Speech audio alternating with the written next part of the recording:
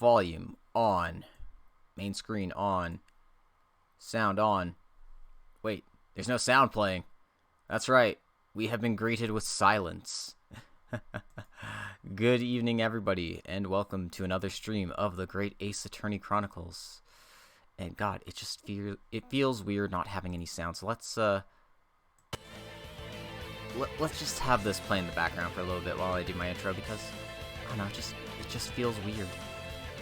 Anyway, last time around, we finished up Case 2-3, and with Case 2-3 completely taken care of, we've discovered plenty of new and exciting truths. The name of the professor, we didn't discover his name. We discovered his face, though. Who the man behind the mask was, well, we knew the man behind the mask on the prosecution side, but Cosmo got his memories back. He knows it's us, and his dad was a mass murderer. That's gotta be tough. That's gotta be tough how you figure out, oh hey, I understand who I am now, but also, shit, this is one shocking revelation. And also, I'm a prosecutor now. Does that mean I have to throw wine glasses across the courtroom like a buffoon? I don't know. I don't know what lies in store for our good friend, Kazuma Osogi. Sorry. It's the wrong title. Our great friend, Kazuma Osogi. Calling him a good friend would be an insult to how great he is to us. But I feel like I'm rambling for a bit. Also, happy Kurono Kiseki release day in like a day. It's coming. It's almost here. So get hyped. I believe I've mentioned this before, but with the knowledge that the Tio Front team will be continuing their translations for the near future, that means I will be playing Kurono's Kiseki once the spreadsheet comes out. So obviously I won't be playing it at release, but we know, 2 months, 3 months, 5 months, however long it takes, that's what I'll be doing. But we're not playing Kurono Kiseki now, we're playing the Great Ace Attorney, so let's get started on Case 2-4. Twisted Karma and His Last Bow. Or His Last Bow. Good old homonyms. Good old homonyms. Maybe it's both. Maybe it's a pun.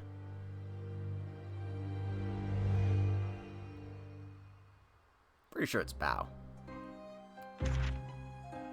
Pipe in hand, Sholmes looked down at the thick, rolling fog outside our window. I wonder exactly how many mysteries are out there, hidden within this bed of fog, he said. Indeed, a most bizarre incident, born of a curious advertisement. A hellhound's mad gallop through the shadows of a serial murder. An executed man's graveyard resurrection in the dead of night. And a commonplace killing in a small, forgotten room at the edge of town. There is, naturally, always another side to every case, of which most remain ignorant.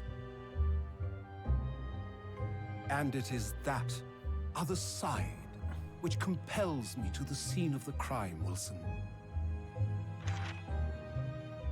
So quickly now, take your hat and let's be on our way, my dear fellow. For our adventure is not over yet. Come, the game is afoot. Fuck, it's a Monday stream. That's right, Sora. It's a Monday stream. What's crack-lackin' in Soraland?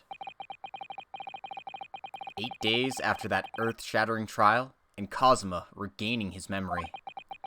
We were in the foyer of one of London's most luxurious hotels, the Great Waterloo Hotel. Oh, I'm sorry to hear that. 1st November, 10:24 a.m., the Great Waterloo Hotel foyer. Professor Mikotoba is due to arrive at any moment. Yes, I'm so glad we got here in time. Suzato-san hasn't been the same since what happened. Not that I'm surprised. truth about Kazuma-sama's father? Do you suppose my father knew? That he was actually the mass murderer. The professor, you mean? I knew that's what she was thinking about. There's a good chance, I'd say. I mean, they did come here to London together 16 years ago, didn't they? Yes, that's true. Come to think of it, didn't you say that Professor Mikotoba knew about Kazuma going missing in Hong Kong as well? That's right, but for some reason he wasn't at liberty to talk to me about it. That probably means he knows then. About Kazuma showing up here in London with amnesia, and that he's regained his memory now. Ah, there she is. Oh, Father! Hello, Susato. How are you? I'm very well, thank you. We're delighted you arrived safe and sound.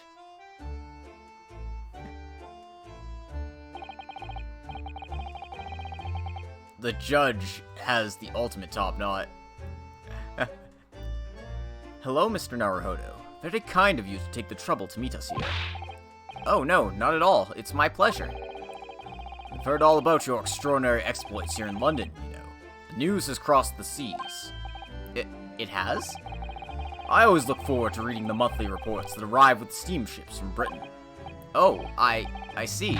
Well, thank you very much. Who is this man? And why do I feel as though I've seen him before? I take it from your expression that you can't quite place me. In that case, how about a little reminder, Seishiro?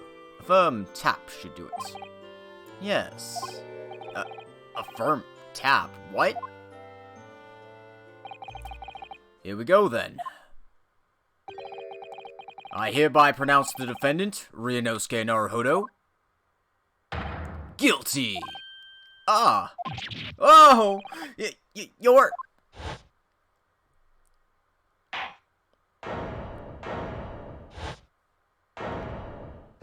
The judge.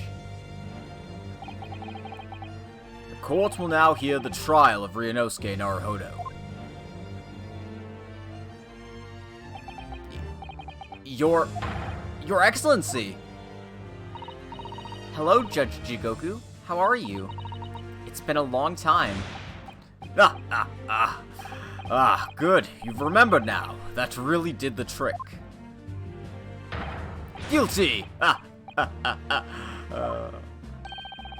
Only I was declared not guilty, wasn't I? And there was no laughing at the time. So, London again after all this time. Hard to believe it's been 10 years. To be honest, I never thought I'd be back. Neither did I. I didn't imagine Japan would ever be invited to an international symposium like this. Though really, I doubt anyone did, to be honest. It's all thanks to you, isn't it, Seishiro? What are you talking about, Yujin? Of course, Judge Jigoku. He must complete the set. He is the other man who 16 years ago came to London with Kazuma's father and Professor Mikotoba. He's the third visiting scholar. Well, all those passport checks and luggage searches at the border took rather a lot of time. Must say I'm very envious of your ministerial status. You didn't have to go through any of that, did you? Ah, I knew you were jealous. Sorry, ministerial status? Yes, didn't you know? Seishiro here is also Japan's Minister of Foreign Affairs. It was his personal insistence that allowed you to take Kazuma's place here on this study tour. Guilty as charged! Oh, well, thank you very much. He's really every bit as important as he looks. Ah, yes now, Naruhodo. I received a telegram from Lord Strongheart yesterday. Oh, you did? It appears that some things came to light in a trial you were involved in 8 days ago. About what happened 10 years ago. That tragedy.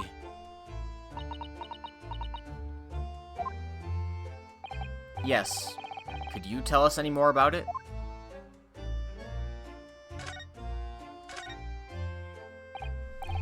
So, how was the voyage here?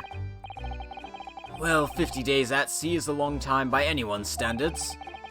But it wasn't as bad as when we first came 16 years ago. No, that's true. Then I truly wondered if we wouldn't be drifting in the vast ocean for the rest of our lives. This time we followed the same route as you, so we were able to relax and enjoy the experience. Oh, so you stopped in France's beautiful capital, Paris? We did, yes. Though only for one night. And yesterday evening we left the port of Dunkirk for Dover. Just in time for the symposium, in fact. It starts tomorrow. It's wonderful that you were invited to attend such an important international event. I'm very proud of you, Father. It's thanks to Seichiro here.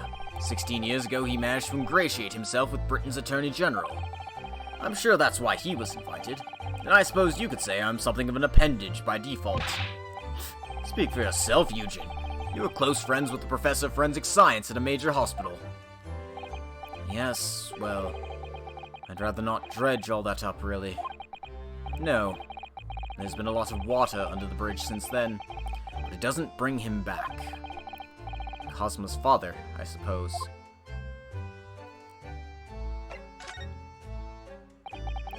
The Professor, the killer who took the lives of 5 members of the British aristocracy, was actually Cosmo's father, wasn't he? That's correct. Genshin Asogi. Damn, this is one hell of a Genshin impact.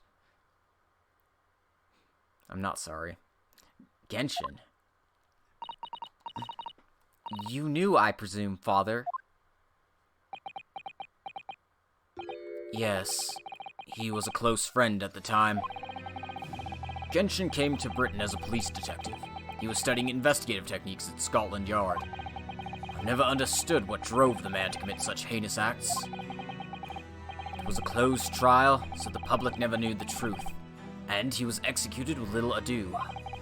To this day, very few people know what really happened, even in our homeland. But what about Cosmo? Did he know? Did he know the truth about his father? No, of course not. He was told his father passed from sickness. Little ado in Big Britain.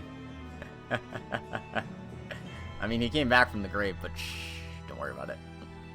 However, I suspect he may have had his doubts. Oh? Why? As you know, I tried to guide Cosmo growing up, as if he were my own son. Then one day, he came to my office at the university and said, I've decided. I want to travel to Great Britain and study there.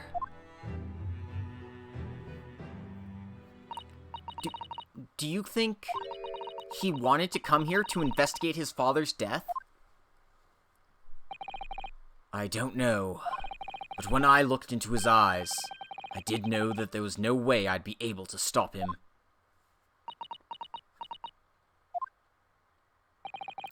Something else came to light in that trial the other day, actually. Oh, what? Well, having disappeared in Hong Kong and been missing for almost a year, Cosmo has since turned up here in London, working as the apprentice of Lord Van Zeeks. What? What? That's news to us! So, Lord Strongheart's telegram neglected to mention that part then.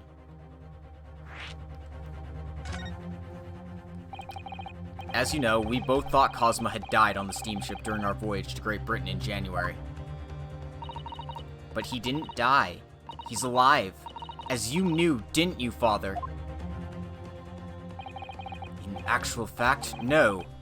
What I did know is that when your ship docked in Hong Kong, he mysteriously vanished. We sent a team of investigators to Hong Kong to try and ascertain what had happened, but to no avail. But he's still alive, and here in London, you say? I never dared even to dream it. Why on earth did the young man not make contact? The government and the police have been chasing clues fruitlessly for months now. Well, it seems that he was suffering from amnesia. What? Amnesia? when we first came across him again here in London, he didn't know who either of us were. I see. He only regained his memory 8 days ago. This is unbelievable. Yes, it's quite miraculous. I wonder why Lord Strongheart didn't let us know. I must speak with him urgently. I wonder how Cosmo's been these past few days. Would it be wrong of us to go and visit him? I have a feeling Strongheart spirited him away for reasons. And that began 16 years ago now. It's a distant memory, really. It was Yujin here, Genshin Asogi, and myself. We were the original three. The big three.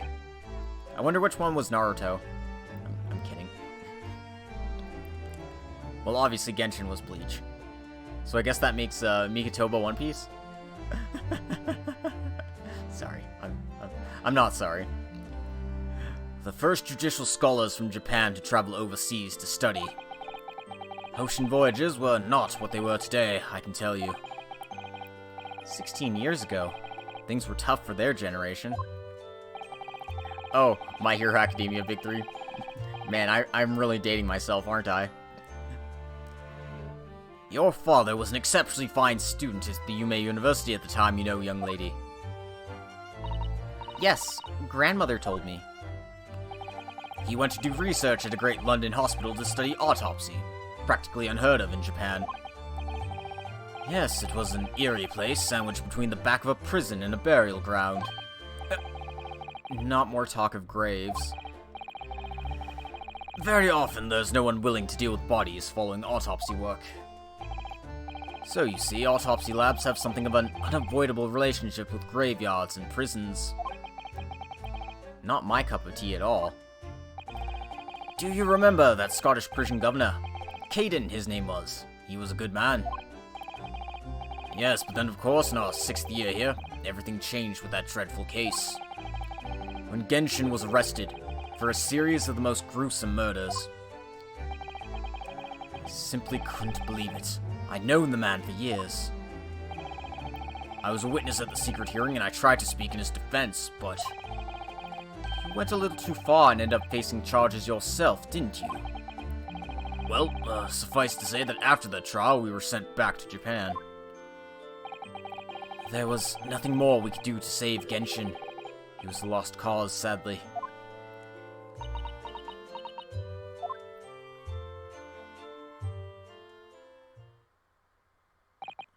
Well, if you'll excuse us now.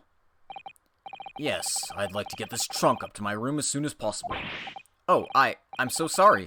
I shouldn't have held you up here for so long. I'll call for the porter then. Just wait there.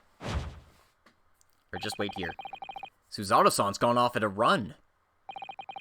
I'd like to stay and talk more, but I do have various preparations to make for tomorrow. Yes, of course. It must be a big responsibility representing our entire country. I wish you the best of luck. Naruhodo. I hope you'll keep an eye on Suzato for me. Keep looking after her as you obviously have been. Oh, no, I mean, if anyone's looking after anyone, it's her looking after me. Well, I do appreciate you being there for her.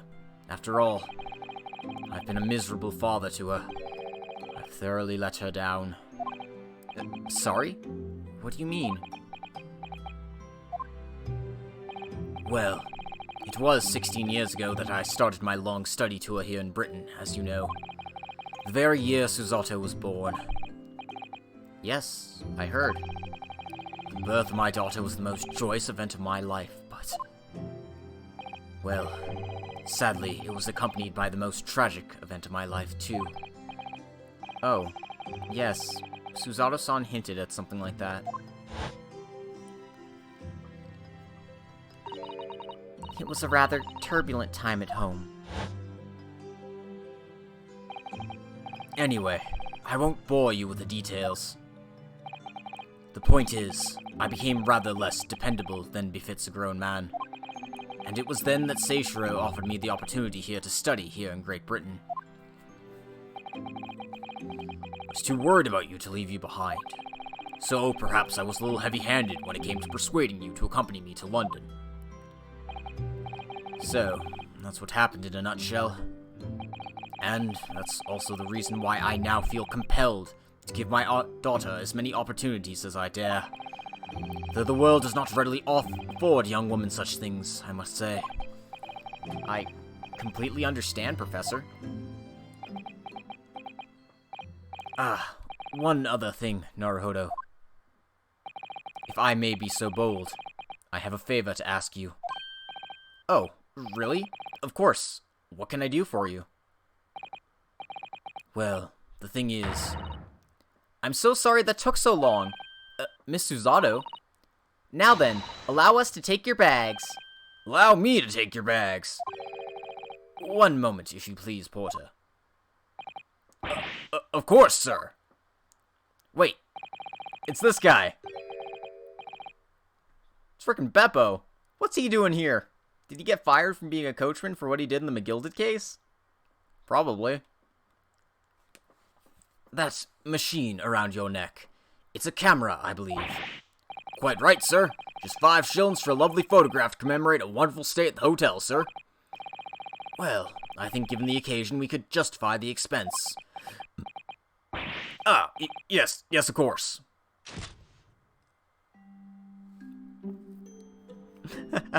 Come on, man. Smile for the camera, Naruhodo. I'd like to thank you for coming with me, Mr. Naruhodo. It's really made Father very happy, I think. Oh, well, I'm pleased then. But we were interrupted before. Professor Migatobo was about to ask me something. Shall we return to Baker Street, then? I expect Iris will have some delicious tea waiting for us. Yes, let's go. I'm getting more and more anxious about Cosmo, though. Perhaps I'll try to meet with Lord Strongheart later and ask after him. Alright, let's examine. Look, these cases just left there on that trolley. Aren't they worried about thieves? I know I am. Haven't you seen the porter over there? Don't worry, he's obviously keeping an eye on everything. Oh, so it's a trap, designed to catch any chancers who might be tempted. Why did the porter give me such a scathing look just now, do you suppose? Well, some might say you look a little suspicious with your jet black clothes. Not everyone clad in black is some sort of ninja with intent to steal, you know?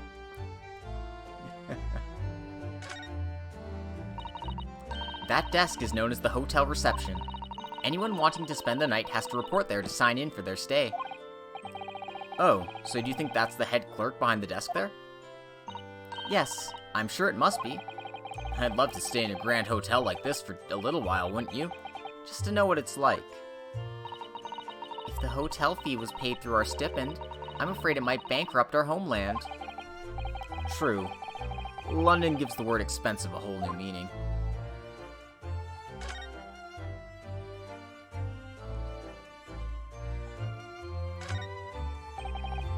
Look at that. It's a picture of the Crystal Tower.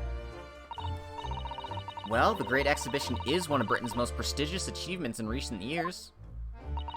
I wonder how tall it is. It really does represent the pinnacle of scientific achievement in so many ways.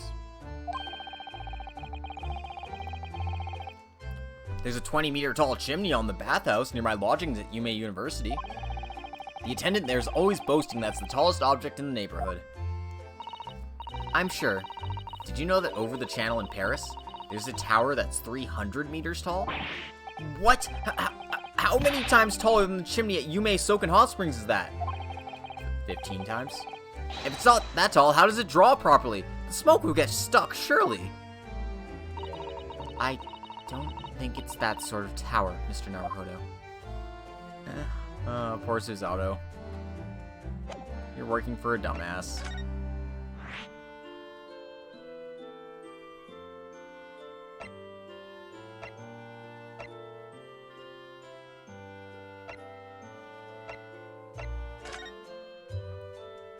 Let's go and talk with Iris first. If we've got tea waiting for us, we have to follow the #1 Japanese maxim.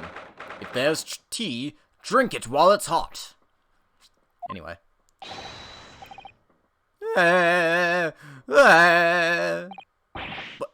What was that? A man screaming in a most unflattering way. Do you think... Could it have been Mr. Sholmes? Oh my, I do hope not. I don't do it anymore. Mon ami, stop this disgraceful display, huh? Who are these people? Look at their hair, it's bright red. I think they must be clients of Mr. Sholmes. Right, you two.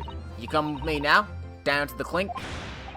No, not in prison. It's a dark and damp and I don't like it. Poof. The darkness, it is my friend. I am not scared. But you are always scared of the dark. Shut your mouth, you idiot. I will sit quietly in the dark and plan our next daring heist. I don't like this. I don't like it. Well, tough. Finish down the yard and get moving. Bye then, Ginny. Have fun. Oh yeah. Thanks, Iris. And thanks, you great detective.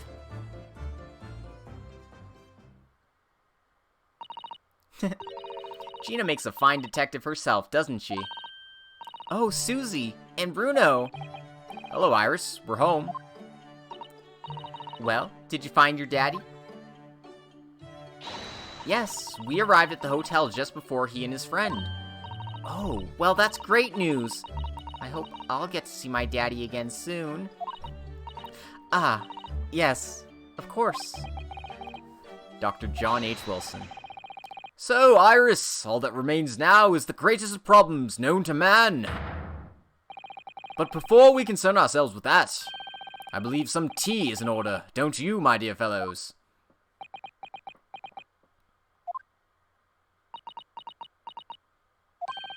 Is something wrong, Mr. Naruhodo? Do I have a crumb or such like on my face? Not so much on your face as on your head, I'd say.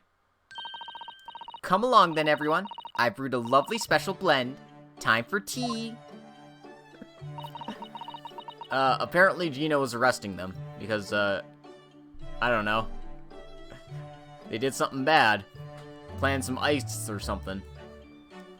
Because, French people don't have the letter H in their, vocabulary. So they'd be iced, you know. And maybe they'll have an am-andwich afterwards.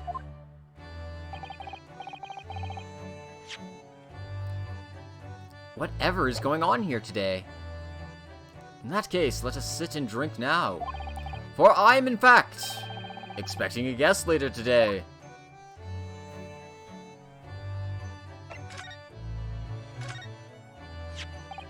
Mr. Sholmes, about this. Tell me, Mr. Naruhodo, is this the first time you've shown me this particular trinket? Oh, I don't really remember, to be honest.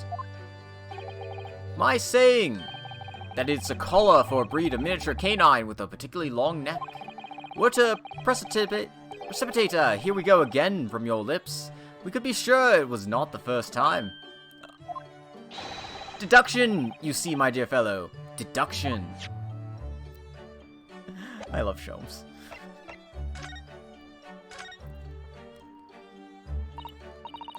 Mr. Sholmes, who were the two gentlemen that were here before?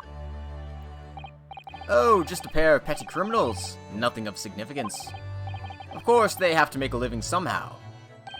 And when the mood takes me, I'm willing to turn a blind eye to all manner of infractions. When the mood takes you? All manner of infractions? But when such fellows set their sights on Herlock Sholmes, well, that's when their luck runs out. Oh my, you were the target of a crime, Mr. Sholmes? But I quickly devised a plan to entrap them and deliver them to our young detective ally. You should have asked Gregsy to come too. We could have had an arresting tea party. I did send word, but no answer was forthcoming. The Man is consummately in the wrong place at the wrong time. There's a word for it, I'm sure. Ah, I have it. A bungler. That's the word. It's a good job he's not here to hear you say that. So those redheads have been up to no good. I wonder what the men did.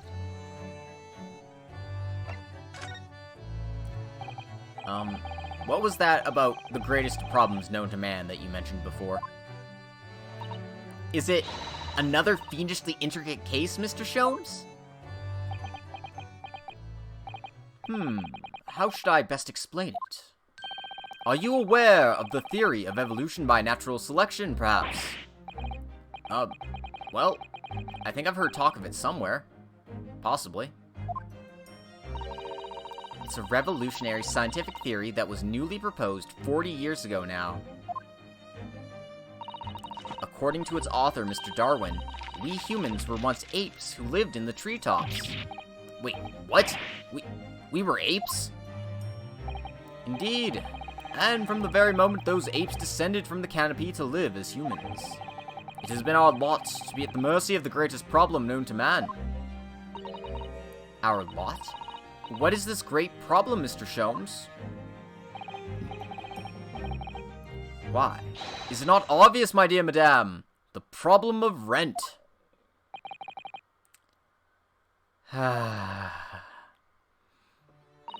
But, did you not receive a rather large sum of money from Madame Two-Spells only the other day? Pshaw, a large sum.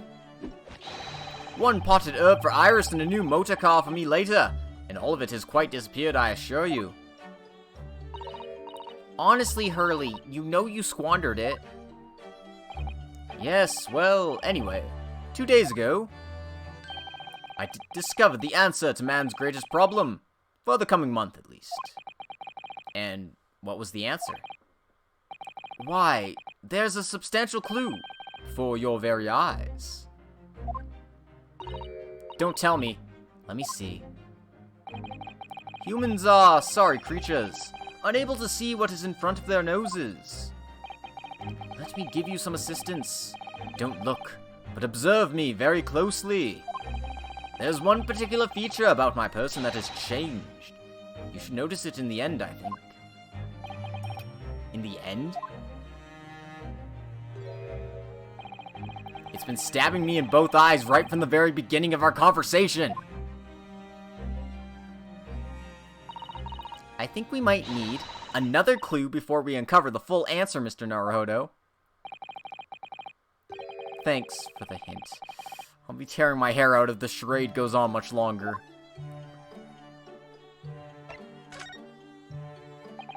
Mr. Sholmes, isn't it about time you told us the truth? Just over a week ago, you said to us,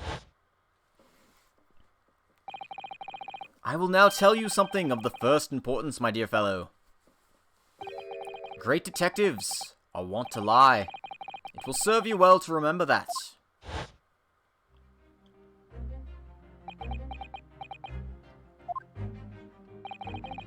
The case aboard the SS Berea in January. Cosmo wasn't killed, and you knew he wasn't dead at the time. So what was really going on?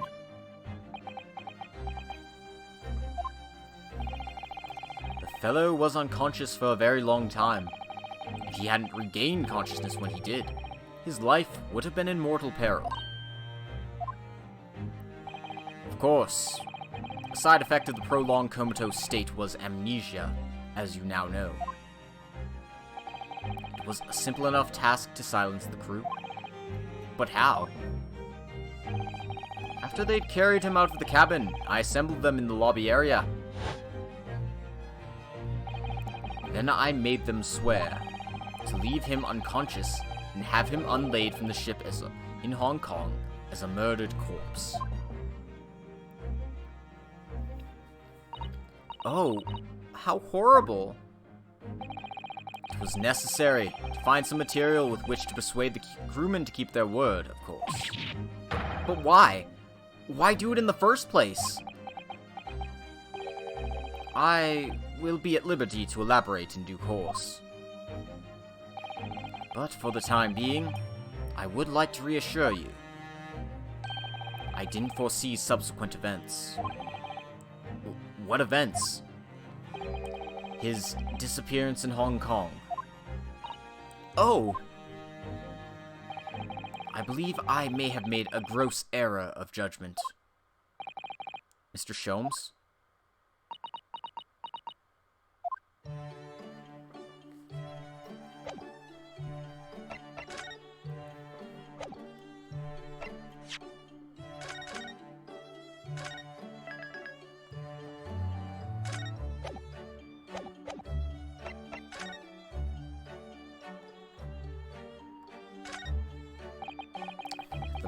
The masked Cosmo wore when he was assigned to Lord Van Zeeks as his apprentice. When he cast it aside after the trial the other day, I just sort of picked it up. We ought to give it back to him, I suppose. But he has his memory back now, doesn't he? And I can't help feeling he might turn around and tell me coldly to wear it myself. But isn't he your best friend?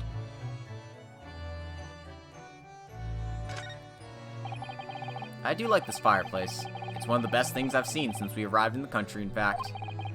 Although, I do yearn for a Japanese kotatsu. Putting your legs under a warm, blanketed table is so comforting. Do be careful, Mr. Naruhodo. Don't mistakenly put your feet into the fire, will you? You'd suffer terrible burns, you know. I worry sometimes about how Suzato-san sees me.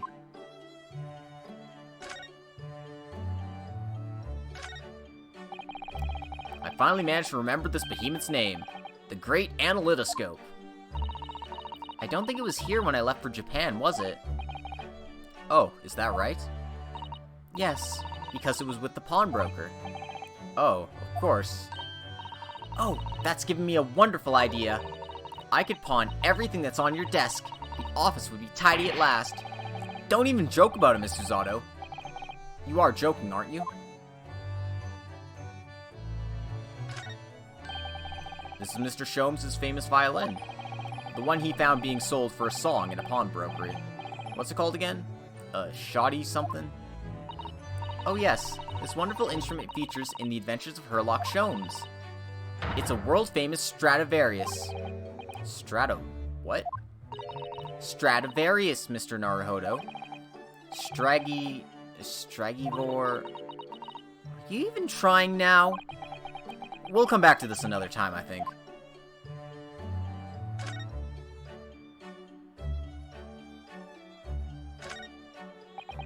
Ah yes, Mr. Sholmes' curious collection of trinkets from the various mysteries he's solved. It's one of my favorite parts of this room, full of items with such exciting tales to tell.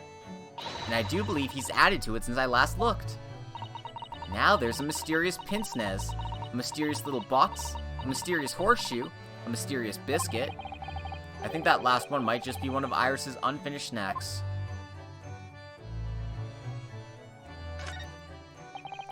My eye is always drawn to this big metal chest that Mr. Sholmes and Iris use as a coffee table. Isn't it where Iris keeps her very important papers?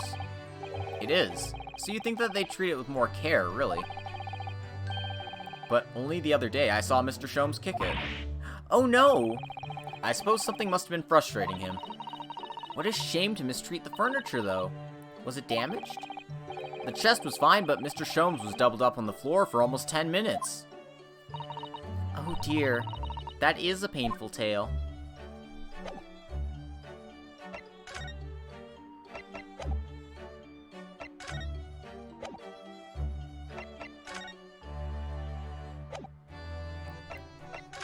Alright, what am I examining? It should jump right out on the page to me, shouldn't it? Like a bottle of hair dye or something?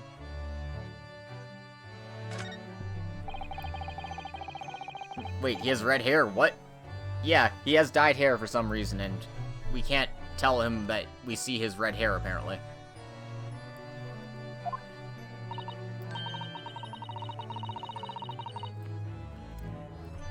Well, it's only by carefully taking care of a tea set that you can make good tea. Is that a roundabout way of telling me I need to tidy my desk? Oh, Mr. Naruhodo, you do overthink things at times. If I remember correctly, this large and imposing lump of iron is called a typewriter. To think that every single one of the adventures of Sherlock Sholmes blossomed from this very machine. It's such a dreamy thought. I actually had a go on it the other day. The metal bars that move when you hit the keys got all tangled up somehow, and that made Iris angry. Mr. Naruhodo, you're ruining my dreamy thoughts. Please don't do that again. Now I've made Suzato-san angry as well.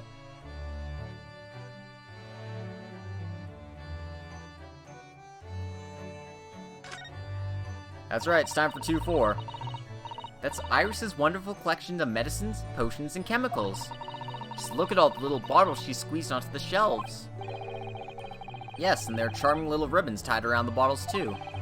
But the labels aren't quite so charming, are they? This one here reads, Deadly Poison. Oh, I've been so excited about the idea of helping Iris with her experiments, you know? Just try to avoid any bottles labeled Deadly Poison or Highly Explosive.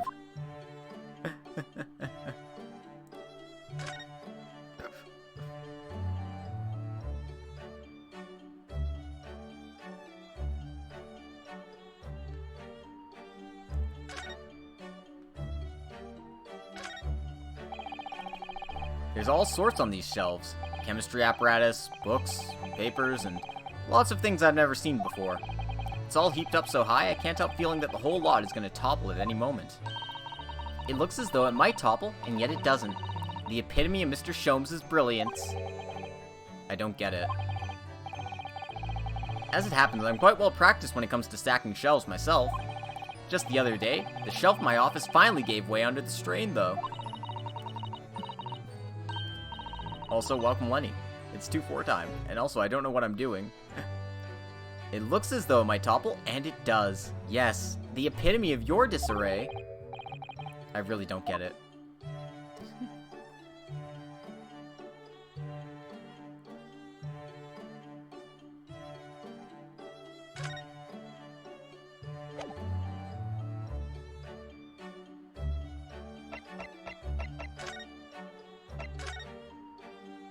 Has Ryunosuke proposed to Cosmo yet? Not yet.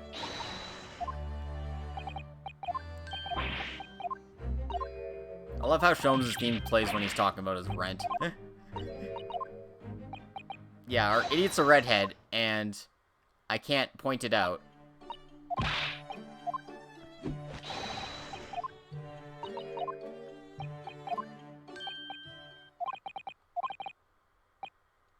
There's a substantial clue before your very eyes. One that I can't point out for some reason.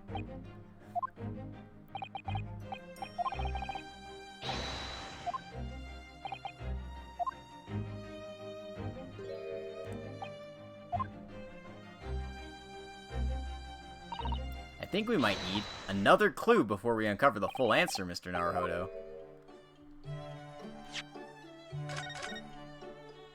Alright, well, I gotta go force a save, so let's force a save while I look for what I'm supposed to be looking for.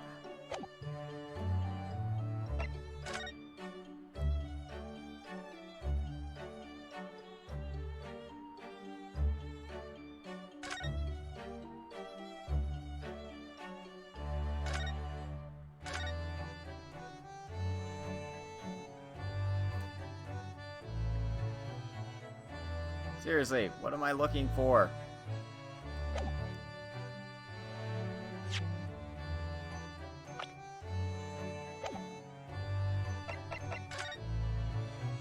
I can't present a person to him as much as I would like to.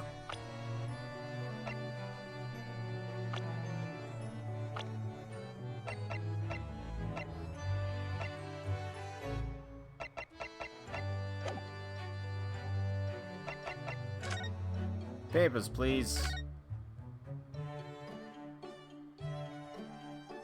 Nope, those don't do anything. Present the truth. Damn it, Sholmes, why won't you let me present shit to you? Screw it, I'm going to Lord Strongheart's place. At least he doesn't tempt me with shit like this.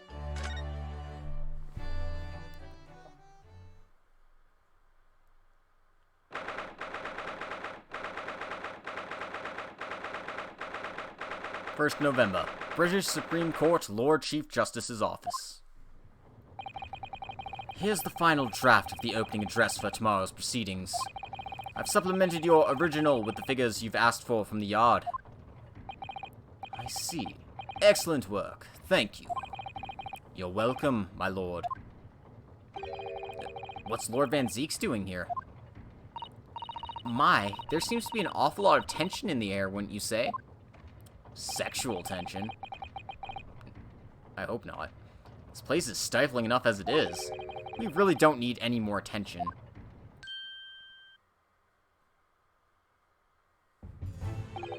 My apologies. I didn't notice you come in. Your small statue and dark dress make you all but invisible to me. No. It's entirely my fault for wearing black, I'm sure. From now on, you must dress in white from head to toe whenever you come here. Now then, Mr. Naruhodo. Yes, my lord? I'm right here. Kill me now. Is something wrong? Perhaps it is a little hot in here for you. Oh, no, not at all. I mean, I've never experienced a room at such a perfect temperature. If you're sure. The beads of sweat carving their way down your face seem to suggest otherwise. Because of the daggers you're staring at me with, mainly. As you're no doubt aware, my International Forensic Science Symposium begins tomorrow. In fact, your father arrived in London earlier today, I hear, madame. Oh, yes, that's right, my lord. He's extremely honored to have been invited. I'll leave the remaining preparations for the meeting room in your capable hands then, Lord Van Zeeks. I will attend at once.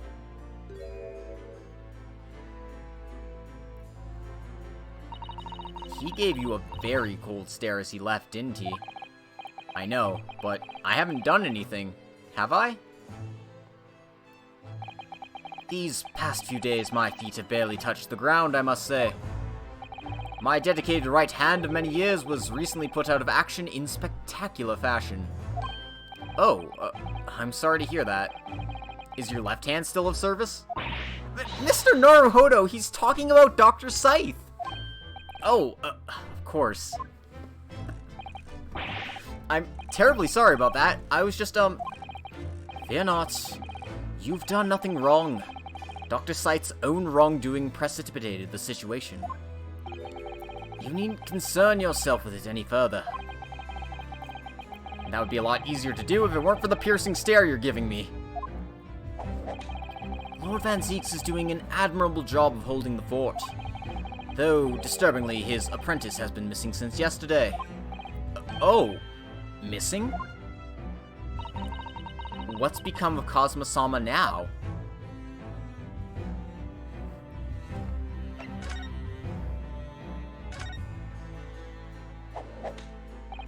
Not long ago, visitors' numbers to the Great Exhibition exceeded 30 million. 30 million? Are there even that many people in the world?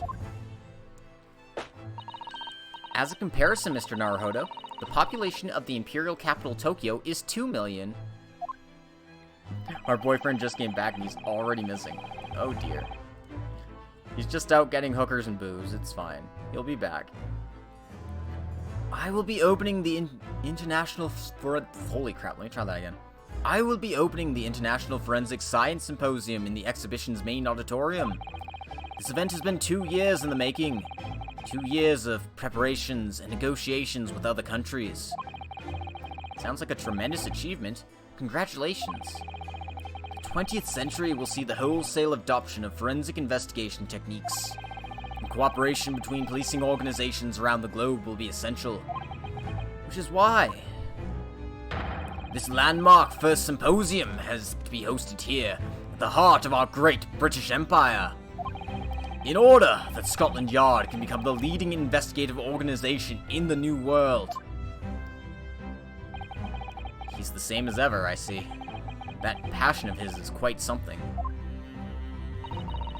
You're every bit as passionate in your own way, I'm sure, Mr. Naruhodo. I'm the only person in this country who truly cares about a future that embraces forensic science. It was my intention to become Her Majesty's Attorney General and reform the Yard from the ground up. So the disgrace of the forensic investigation team has been a bitter blow to my ambitions. I'm sorry to hear that, buddy. Maybe you shouldn't hire criminals.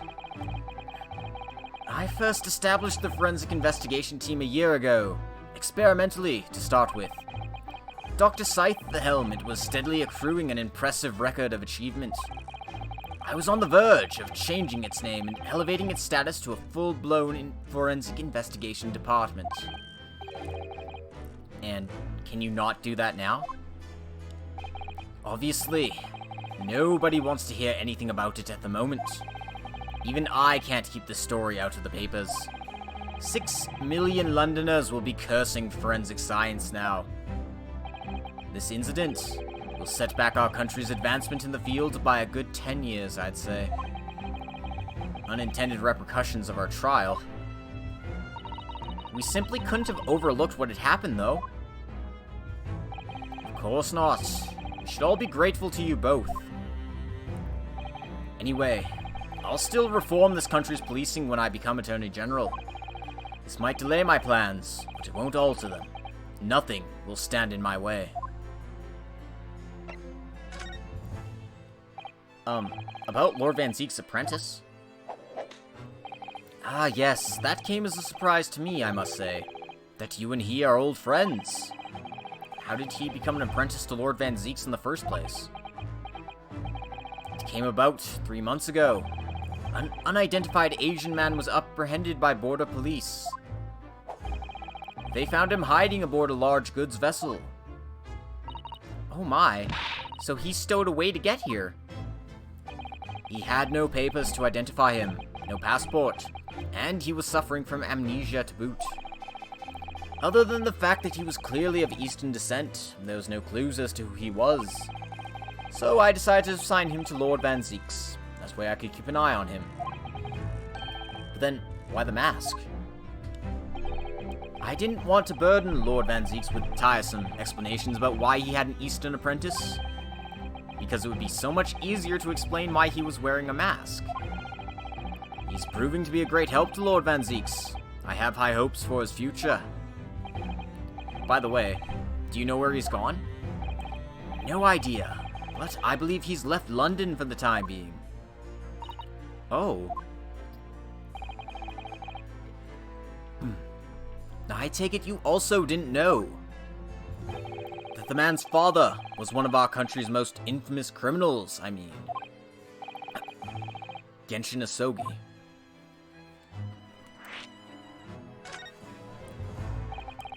What we learned from that trial 8 days ago was a huge shock. Finding out my friend's father was... Ah yes, Genshin Asogi. The professor case 10 years ago caused great stir here in Britain. Have fun at work, Sora. Take care. They were such awful murders, and unprecedented. Using a ferocious dog as a murder weapon? And no one would have believed the culprit was a foreign student invited to study here by the government. So the true identity of the killer couldn't be made public then, and can't be made public now. Nobody in your country knows it was him, and neither do the citizens of London. The main motivation was to avoid aggravating relations between our two nations at the time, I understand. Correct. However, it has to be noted that there were some supporters of the professor's apparent cause. What? Supporters of a mass murderer? The majority of the man's victims were a blight on the aristocracy of the day. Somewhat ironically, their deaths actually benefited society as a whole. Also, a fair few thinkers in London believed, anyway. Right, I see. They changed the name to Genshin Impact. Yeah. But it was still murder, wasn't it? It seems very similar, doesn't it? To the idea of the Reaper of the Bailey.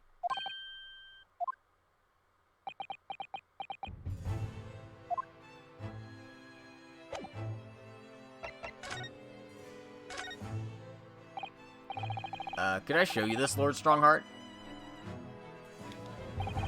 I'm the Lord Chief Justice. I'm not here to offer advice about evidence.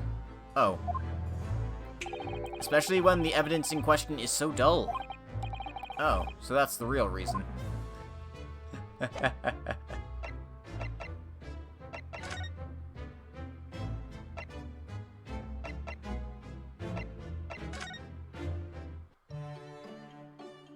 Alright then, Sholmes, what the hell am I looking for?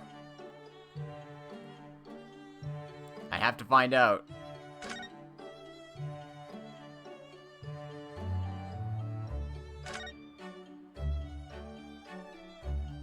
Oh, I can examine the newspaper. Oh my god. This looks like last week's edition. What's that article circled in red ink there? It's in an advertisement column. It says, "To the Red-Headed League." The Red-Headed League? What's that? I don't know. I've never heard of it before, but... Is something on my face? Clearly this has something to do with that. Lively hair. Yep, the Red-Headed League.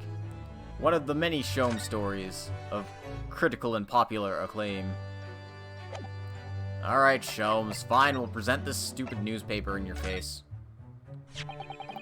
It looks as though someone circled an I really gotta stop saying it the British way. An advertisement in this paper, Mr. Sholmes. To the Red-Headed League. Does that strike you in some way?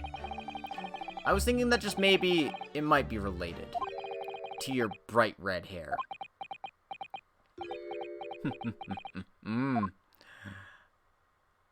So, at last you've learned to apply my methods, Mr. Naruhodo. Sorry. In the first instance, and quite indispensable, observation. Believe me, I could have seen that hair with my eyes shut.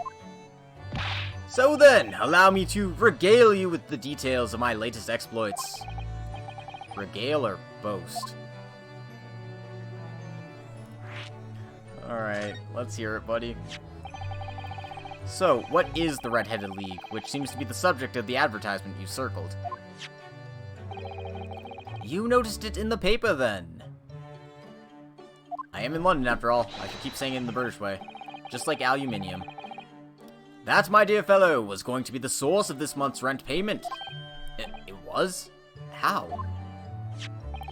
According to the advertisement, the Red-Headed League is a distinguished institution of fellows of unspecified governance. In fact, the only condition for becoming a member is having red hair. That doesn't entirely surprise me. But listen to what the lucky redheads receive once they join. An unconditional salary of £4 a week. Oh my, £4 a week? But why? What are they paying people for? That I don't know. No details are given in the advertisement. But surely every red-headed person in the country would be flocking to join in that case. You're right, Susie. There's no time to lose. I'll put in my application at once. So will I. Just on the off chance. That might be stretching a point, I think. The trouble is, they have a fixed number of members, you see. Oh, I see. So once a certain number of people have joined, no one else can. But as luck would have it, one member recently passed away. It wasn't particularly lucky for the redhead in question, I feel, Mr. Sholmes. So you decide to try to join in his place?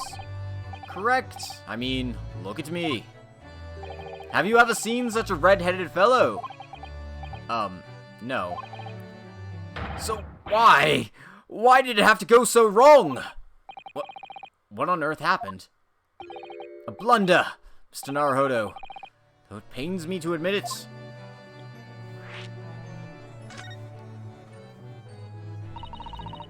What did you actually do to your hair, Mr. Sholmes? I'm glad you asked, Miss Susato. What you see atop my head is neither dyed nor hairpiece. I changed the color of my hair overnight. By the wonders of chemistry. Chemistry? I was conducting some research into a method of rejuvenating spent tea leaves. And in the course of my work, I stumbled upon a potion that, when taken, turns one's hair a flame-like red. Would you like to try it? It'll make every hair on your body perfectly crimson. I think I'll pass. But Mr. Sholmes, is it quite safe to drink? Surely it's bad for you, isn't it? Amateurs are always hampered by such fears. Oh, I should never have doubted you, Mr. Sholmes. You mean to say? But of course. To earn £4 per week, one must be prepared to turn a blind eye to a little danger. That degree of red signals more than just a little danger, surely. So anyway, Hurley left full of confidence yesterday with his new red hair. For the park on Lime Street where the Redhead League were interviewing prospective new members. So, what went wrong? The whole park was chocked with red-headed folk. Choked. Like a Costa's orange barrow. I queued for 8 hours solid before at last I reached the front. But when the panel of interviewers saw me, they immediately said, "Ah, Mr. Herlock Sholmes, are you in disguise to conduct an investigation?"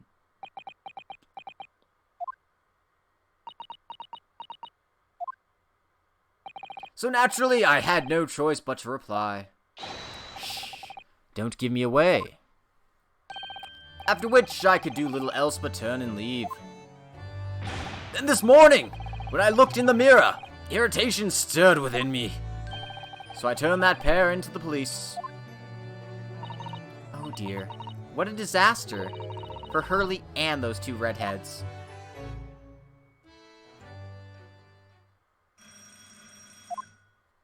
Aha! Here is my guest now, my latest client, with money to spend. Ooh, I do hope it's an exciting case, Hurley.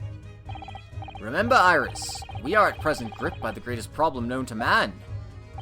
I must be willing to accept any case, no matter how unstimulating. Save locating a runaway, of course. Don't spare anyone's feelings, will you?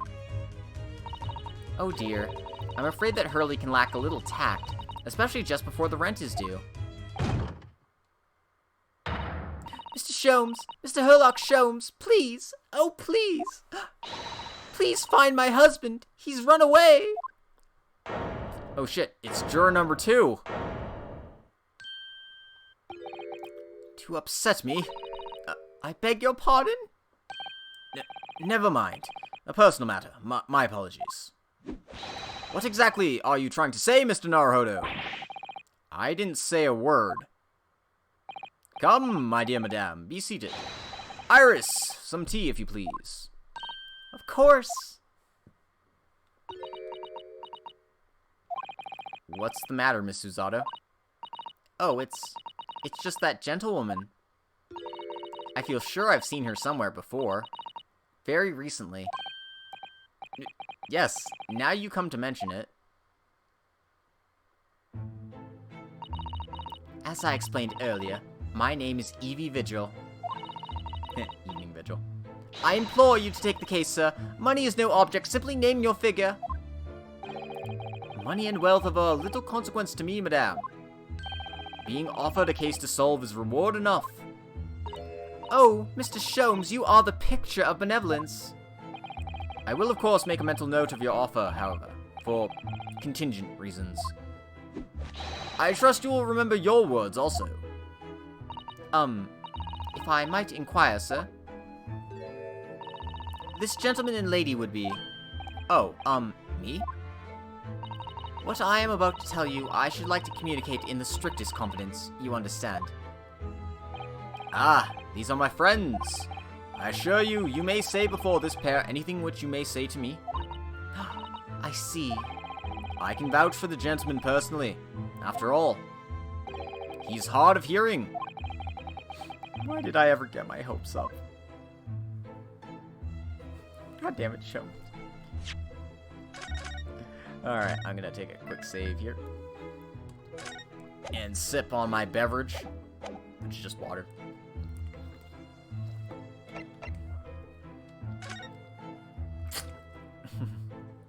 He really likes throwing Ryunosuke under the bus.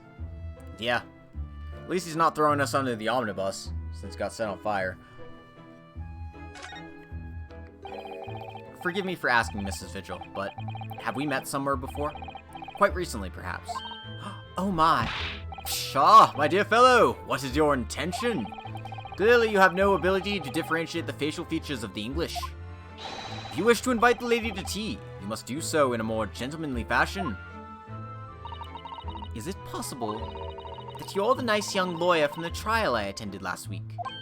Ah, I knew I recognized her. To have a man's fate in the palm of one's hand. Oh gosh, oh golly, it sends shivers down my spine. I didn't quite recognize her because she's acting so differently now. It must be very difficult for you as a lawyer. Being hard of hearing, I mean. Pardon? Oh dear, I'm so sorry. Don't worry if you can't hear. It was frippery, really, nothing more. Now look what you've started, Mr. Sholmes. Thank you very much. I believe it would be prudent for you to sit quietly in the corner. Yes. Tell us about your husband, madame. Mr. Vigil, my daily, is 40 years of age. I have a photograph here. An entirely unremarkable gentleman. By appearance, at least. How long have you been married? It will be 15 years this year. We have a cordial relationship, and my husband's income is more than adequate, so we live quite comfortably. As it would appear. I need only look at you to know these things. Oh gosh. Your dress is the latest style, your hat clearly regularly groomed, and your eyes are animated.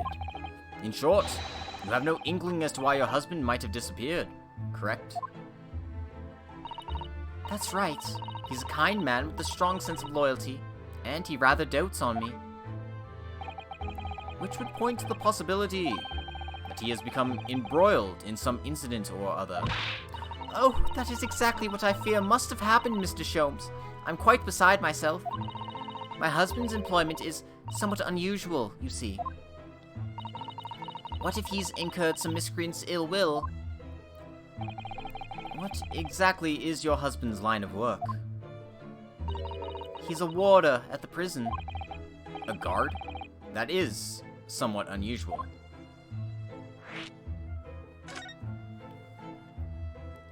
So, your husband is a prison warder? That's right, yes. Well, in actual fact, he's the chief warder. Indeed. I see. Well, chief prison warder certainly qualifies as something of a specialist occupation. Yes, it does indeed. My poor husband must prepare those dreadful punishments and see that they're carried out. Dreadful punishments? Does she mean capital punishments? And at such times he must occasionally spend a night or two in the prison dormitory. But for that extra responsibility he is remunerated more handsomely than the other warders. Of course, we make no mention of my husband's work to the neighbors. Yes, I believe your prudence is justified. Tell me, at what prison is your husband engaged? Barclay Prison, Mr. Sholmes. Really? Barclay! Oh, a fine establishment. If I'm not mistaken, there's a large cemetery just behind it. Yes, that's correct. Lowgate Cemetery. No! Lowgate Cemetery? The very place we were discussing in court? That's unbelievable! Unbelievable, my dear fellow. And yet, undeniable. Sorry, Mr. Sholmes, I'm afraid you've lost me.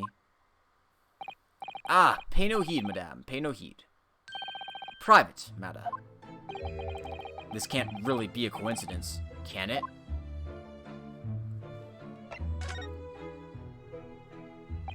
So, to the matter of your husband's disappearance.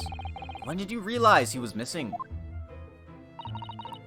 Please try not to laugh. It was yesterday. I'm sorry.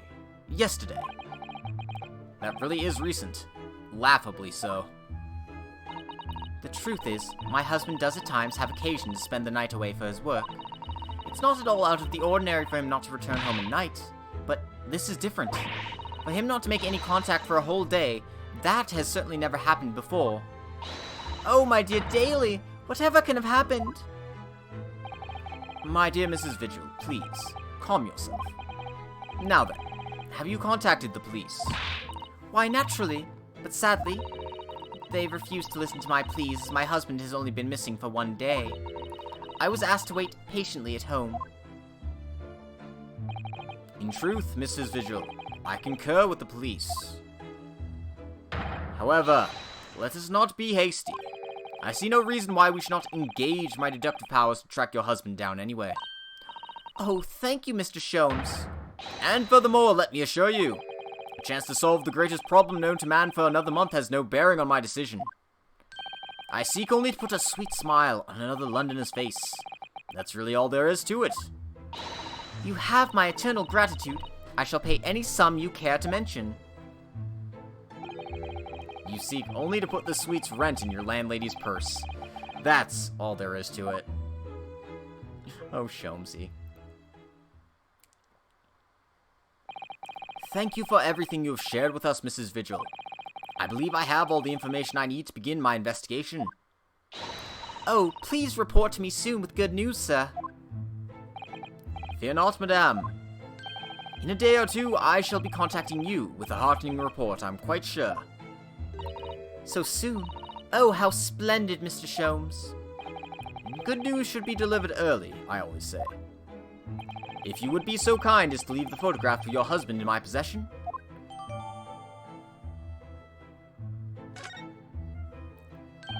Thank you. Now, allow me to show you the door. I can't thank you enough, Mr. Sholmes. You've been simply marvelous.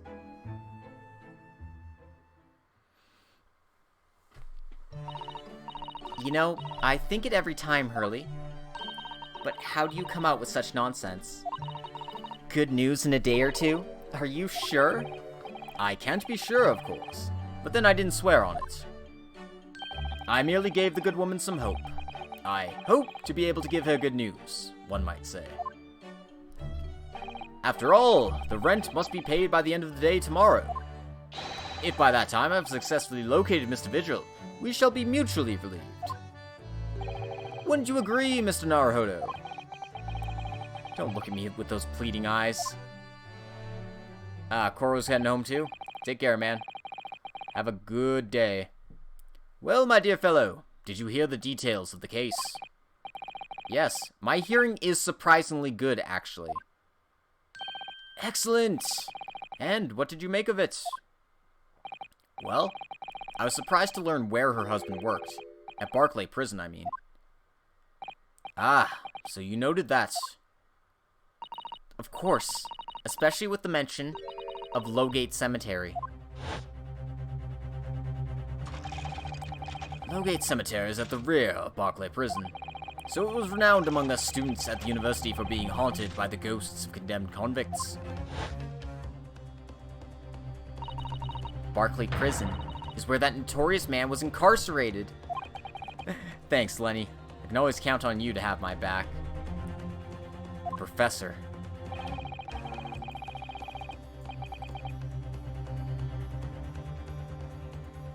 And now, a warder from the prison has mysteriously disappeared, it would seem.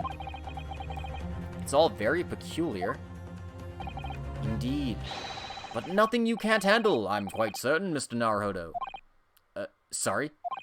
Run along to the prison and see what you can glean. Would you? It's the prison governor you want. No doubt the man is equally worried. But, aren't you gonna go yourself? Surely, you needn't ask. I can't possibly be seen out with this hair.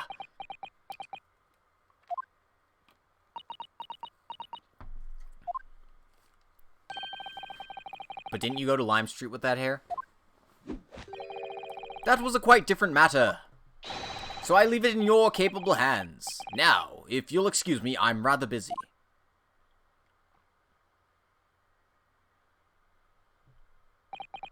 course you are.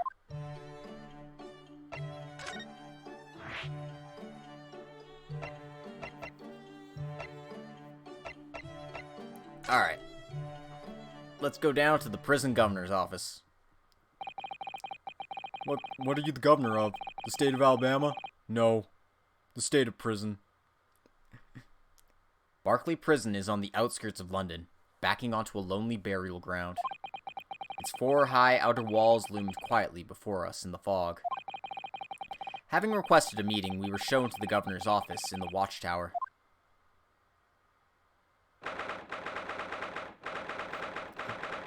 Is that a guillotine clock? That seems absurdly dangerous. This place is full of hardened criminals. Cannot remember the last time a civilian was down here. And you didn't want to talk to an inmate, but to me.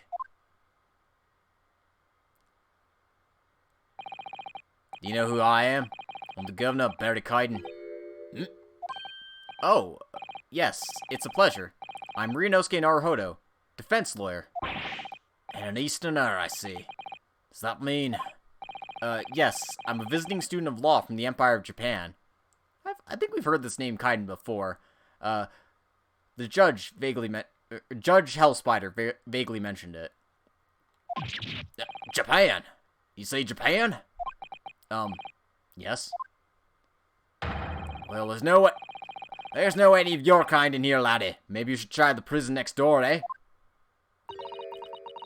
I didn't notice another prison next door, sir. Anyway, we came to ask you some questions about... I do not like to be so direct, but... I've no intention of speaking with the likes of you suspicious-looking Easterners. Excuse you? Now get out of my hair. Excuse you! So, as soon as he finds out we're from Japan, he reacts like this. That surely means... I think it's because of the professor case. You think so too? 10 years ago, Genshin Asogi, also known as the Professor, was incarcerated at this prison. And then after his execution, he apparently re-emerged from his grave in the cemetery behind the prison. I might have known. You're sniffing around about that case, aren't you? You're agents, eh? Part of the Professor's great web, no doubt. No, not at all. We're just... Get going with ya! Before I punch your lights out. We're going. Clearly the ghost of that killer still haunts this place. We're not going to get anywhere here. Unless we can somehow prove to this man that there's nothing suspicious about us. Governor Kaiden? What are you thinking, Miss Susato? I feel sure that name came up in conversation recently somewhere. I was wondering if whoever mentioned him might have some ideas to help us. Come to think of it, I have the same feeling. How do you feel about this? Governor Kaiden, could I at least show you this? How many times can one man turn his back on you in a single conversation?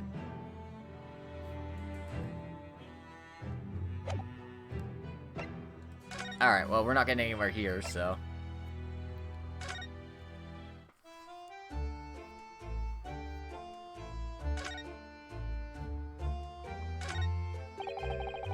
That's Professor Mikotoba over there. Ah, hello, you two. I was taking a moment to catch up on the world now that I'm unpacked. But where's Judge Jigoku? Yes, he's not the relaxing sort. He's taken himself off to pay his respects to all the legal bigwigs. Having only just arrived in the country today? Goodness, he is full of energy. Professor, you mentioned something before. About how you'd known the prison governor at Barclay Prison? Oh, Governor Kaiden, you mean? So it is the same man. Father, we must speak with the governor. But he refused to talk to us. He said we were suspicious Easterners. Well, I'm sure if I accompanied you, it would be a very different story. Oh, would you? That'd be wonderful. If you have time now. Sadly, as you can see, I'm very busy at the moment. busy drinking coffee on a comfortable settee. Now, I have rather a lot to prepare for tomorrow, you know. Oh, sorry. I didn't say that out loud, did I? You Mikitobas are alarmingly good at reading people's thoughts. Or could it be that you Naruhodos are alarmingly bad at hiding your thoughts? Let's not fall out now. I have an idea. What's he writing on that piece of paper? Here's a letter of introduction for you. Hopefully when he sees my name, he'll change his tune. Oh, thank you.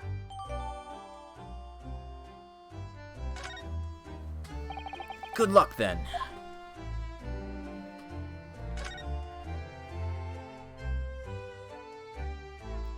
You know what? I haven't checked the court record in a while. Why don't we examine the articles we have? On account of the bequest of the late Ezekiel Hopkins of Lebanon, Pennsylvania, USA, there is another vacancy open which entitles a member of the League to a salary of £4 a week for purely nominal purposes. All red-headed men who are sound in body and mind and above the age of 21 years are eligible. Apply in person on the morning of the 31st at the large park on Lime Street. Get £4 per week if you are a redhead.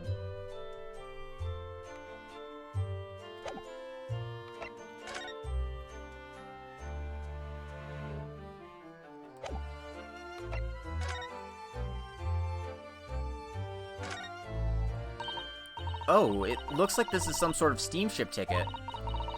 The SS Grouse, First Class Cabin 001.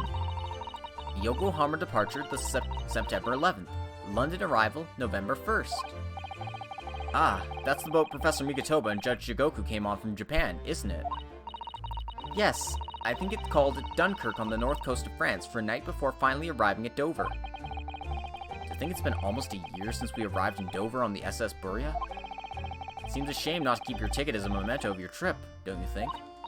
Yes, I agree. I have mine safely in my diary. And I keep mine in my wallet, so I have it with me at all times. Oh, well, how strange. Where could it have gone? Are you like this on purpose, Mr. Naruhodo? Did I imagine it? Or was that comment accompanied by a little sigh?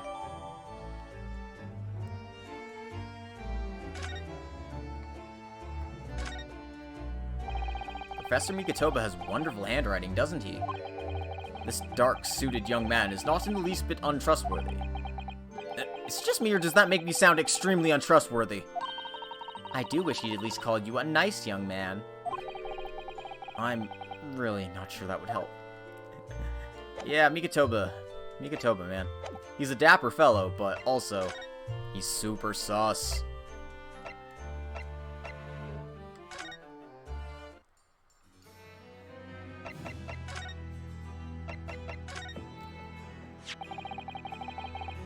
If you just cast your eyes over this, Governor Kaiden. What's this, then? You cannot pull the wool over my eyes, you good-for-nothing Japanese student.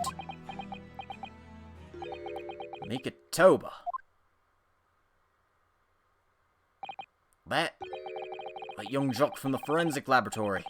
That Mikitoba? Yes, exactly. Him. Oh dear. Perhaps I should have said something sooner. I'm Yujin Mikitoba's daughter, Suzato. Jings! You're the young man's daughter! And you did not think to mention that before! I do apologize. Aye, well, you'd best take a seat then. Can I offer you a cup of tea, perhaps? And didn't forget to try one of these whey handcuff biscuits. I want some handcuff biscuits. Your father's influence is nothing short of amazing. I'm bitterly regretting not announcing who I was from the outset now. So then, what can I do you for then, hen? What can I do for you, hen? Well, we're currently investigating a case. It's one of your warders, you see. He's gone missing. Missing? That's right. It's surely been reported to you as well, being the prison governor.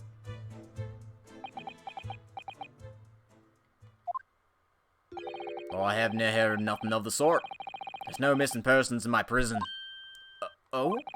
But how can that be? It's Mr. Daily Vigil, your chief warder. Vigil?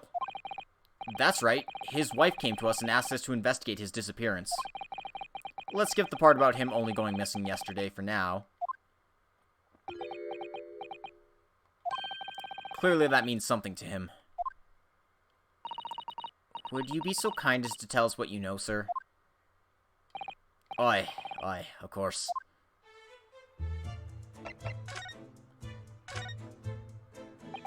We understand that Mr. Vigil is the chief warder here at the prison. Aye, and that he was. Strong sense of responsibility and dedicated to the job, no doubt about it. He was a fine warder. Sorry, did you say was? Aye, he does not work here no more. He's left the job. Oh my. When was this exactly? There's a question. When was it about? Can I have been less than 10 years ago now? What? 10 years ago? He stopped working here 10 years ago? Aye, as I mind it. You know, Ken, I've not heard the fellow's name in all that time. It's a word if he's gone missing, though. But Mrs. Vigil made no mention of it. I think perhaps Mr. Naruhodo, that his wife simply doesn't know. I think she's unaware that he no longer works here. Governor Kaiden, can you tell us what happened? Why did Mr. Vigil give up his job here? That's important, is it? Yes, I believe it may be. What are you thinking, Mr. Naruhodo? I can't help wondering, given that it was 10 years ago. Which was exactly when the professor was being held at this prison.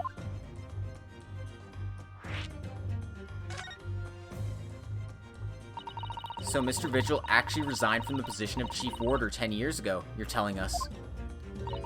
What happened to make him leave the job? In actual fact, he did not leave the job willingly. He had no choice in the matter. You mean, he was dismissed? It was after a particular walk. Sorry, a walk? Aye, that's our word for it in here. A walk to the gallows. An execution. It's the job of the chief warden to prepare the gallows tree and oversee any executions, you see. Only, Vigil did something unthinkable on that last walk he was manning. What did he do?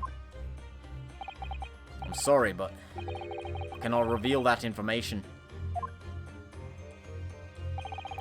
I can't tell you. It's very rare for a chief warder to be relieved of his post.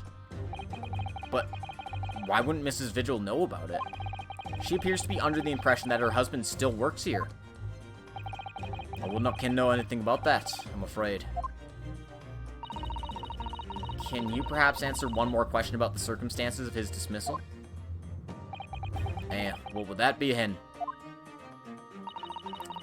That last execution that Mr. Vigil was responsible for overseeing. Was it by any chance the professor's? My thoughts exactly.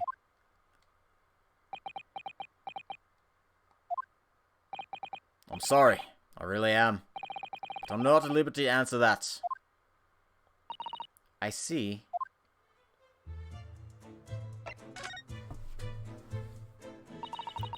My father came to Britain all those years ago in order to study forensic medicine. But you seem to have been well acquainted. The dead room, the prison, and the cemetery have a lot to do with one another. After all, they need fresh corpses for forensic research. Do you ken? Yes, I can imagine.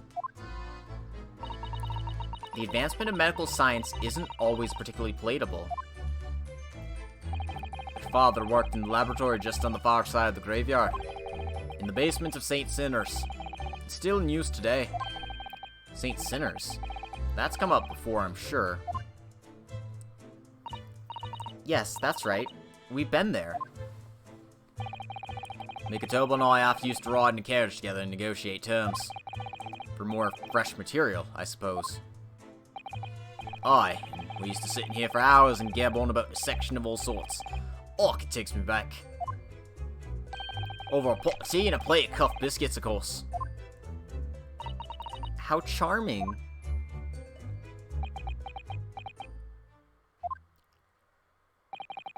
He was a good fella, your father. Reliable, and dead set on his work. But I'm afraid we'll never understand you Japanese. Because of Genshin Asogi, I suppose?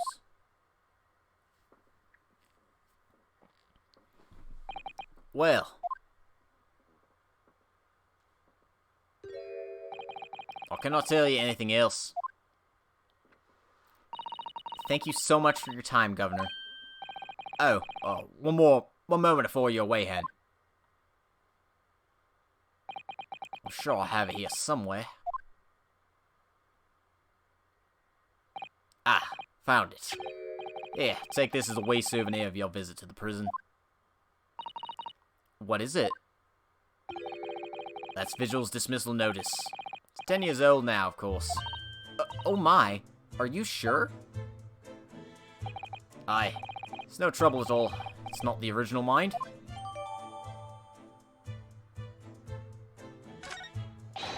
Thank you very much, Governor Kaiden. Well, in return, do me a favor and never come back here. The case is closed.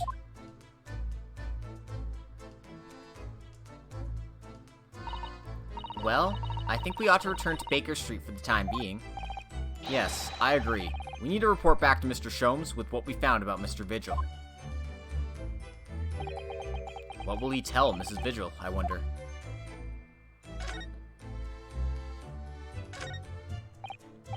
Look, we have an opportunity here now, while the governor's away. Mr. Naruhodo, you could be imprisoned if you were caught. That's a good point. Perhaps not, then. Damn it.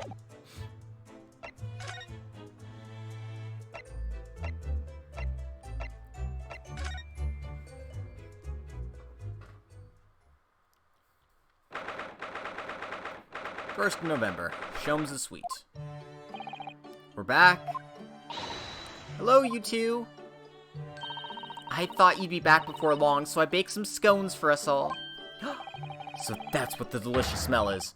Greetings, my dear fellows. You've returned a good deal sooner than I was anticipating. Hello, Mr. Sholmes. Hello, Mr. Sholmes? Say nothing. Your thoughts are written all over your faces in any case. Turns out that I may have been advisable to test my hair color restoration tonic before application. Oh my. I'm Herlock Sholmes' twin brother, Herlock Ice. No. They call me Mick Herlock Sholmes. Let's see how hot you can make me, Mr. Naruhodo, for I feel the fit upon me. Sorry. I can't help. Do you mean his twin brother, Sherlock Holmes? Yeah, no kidding, right? Pray, tell me, what of our warder friend? Have you garnered some new information? Oh, yes. Something very surprising, in fact. Though it's not a patch on your hair, to be honest. It most certainly isn't. But still, we discovered that... Sholmes! If we're gonna make a McBurn joke, we'll just have to call him McSholmes. Yep. Drop everything, McSholmes! This is more important. Gina? I can't Adam and Eve it.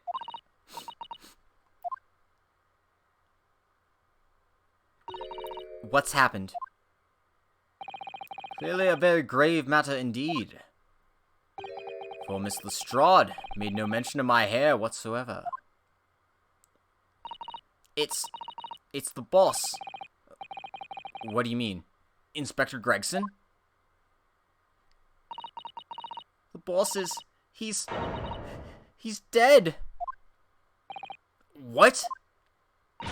They just found his body. Shot with a pistol. What? But... Inspector Gregson! He was... No! Not Gregson! Anybody but Gregson! No! It's not fair, damn it! Why? He was murdered? No. Not Gregsy.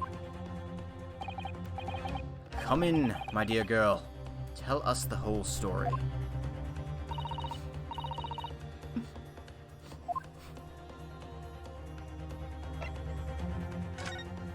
Definitely not the time to present my attorney's badge. Are you serious, Gina? Inspector Gregson was... He was really shot? Why? I don't know much about what happened myself yet. They're still there, investigating the scene. Where did this take place?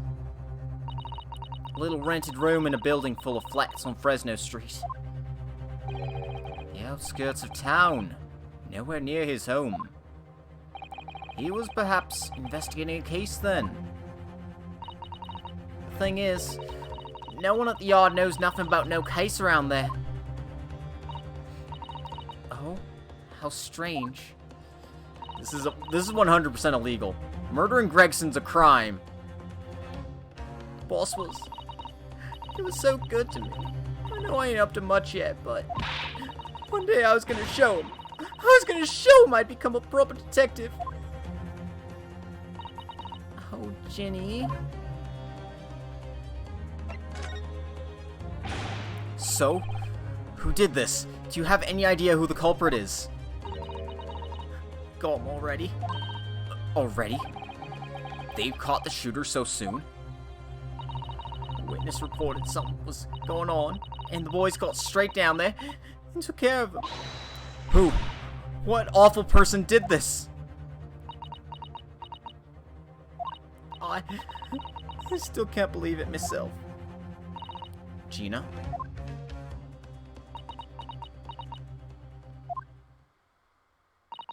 It was... the Reaper.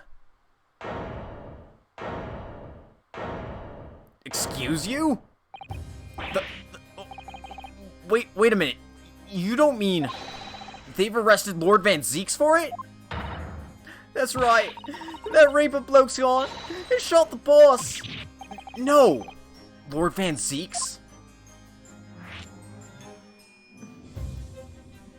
What? Nani? I'm so shocked I can't even make jokes. Like, this is the last time I'm cutting your salary, Inspector. Like, what the fuck? Are you quite sure, Miss Lestrade? It's Baroque Von Zeeks the police have arrested. I saw him with my own eyes, in the interview room at the yard. I don't believe it. But there were witnesses, and all they're saying was him. Welcome to the stream, Paper Dawn. This is absurd. So you mean there were actually multiple witnesses? They heard the gunshot, apparently. And when all lot got to the scene, there was only the boss and that Reaper bloke in the room. But there's no way Lord Van Zeeks would have taken Gregson's life. Oh, I'm having a blast. I'm loving this series. I just don't believe it. I don't believe it either.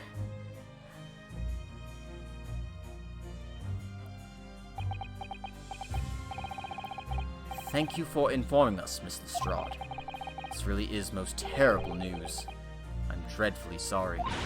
What are you saying sorry for? You didn't do nothing. Well, anyway, I'm taking a cab over to the scene right now. Please come and all, as soon as you can. You gotta help.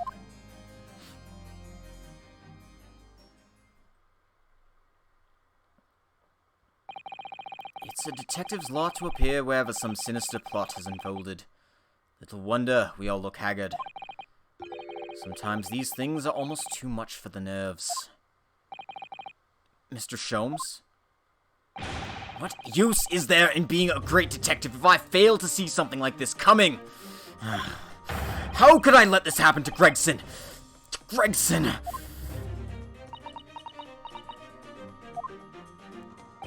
Mr. Naruhodo, I shall leave at once to begin my investigations. Of course, yes, we will too. It would be helpful if you could talk to Mr. Reaper and see what you could glean. I'm sure you were intending to do so anyway. Until later, then. Yeah, I've not seen Sholmes like this. Inspector Gregson, dead, and Lord Van Zeek's arrested? Runo, Susie, I've called you a handsome. It's waiting outside. Thanks, Iris. Shall we, Miss Susato? Yes. Yeah, it's like, oh, this is just gonna be a fun case. Sholmes is changing his hair color every scene, and wait, what? No. No! Don't do this to me.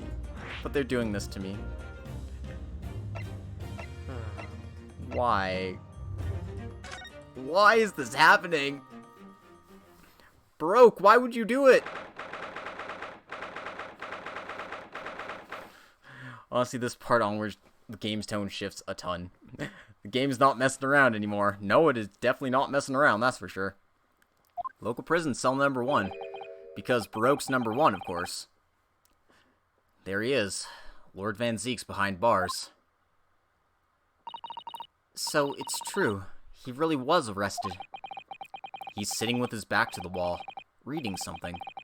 I don't think he's noticed us. Lord Van Zeek's.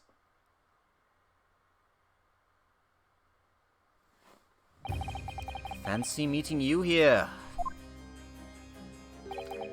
Last place on Earth I'd like to be. But the last person on Earth I'd like to see. I couldn't very well not come.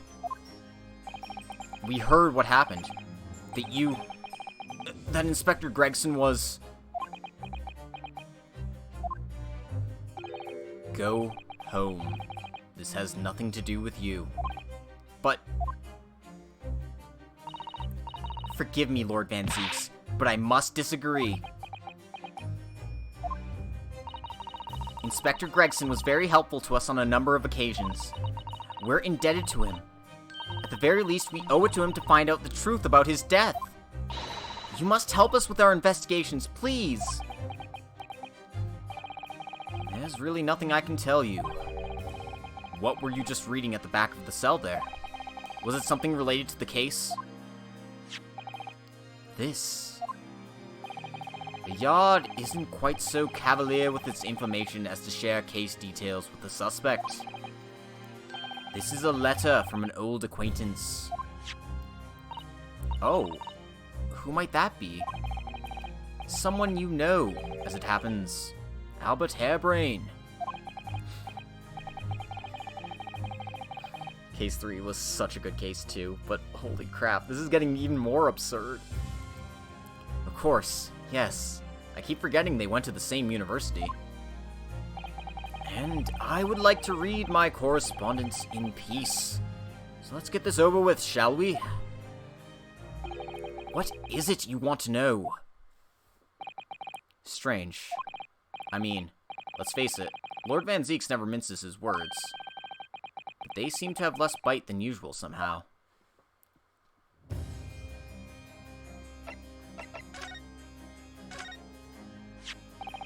I think you know that this is worn by people in my country to show that they're defense lawyers, don't you?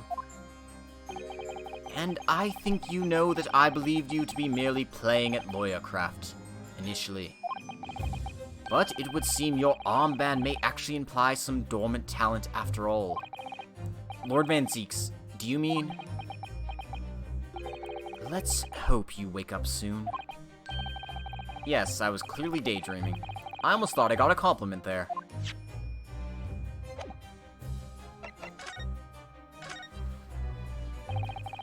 Can you at least tell us your side of the story, Lord Van Zeeks? What happened? How much do you already know? We know that the inspector was shot dead in a small rented room on Fresno Street. and that you were found there by the police when they arrived on the scene and immediately arrested.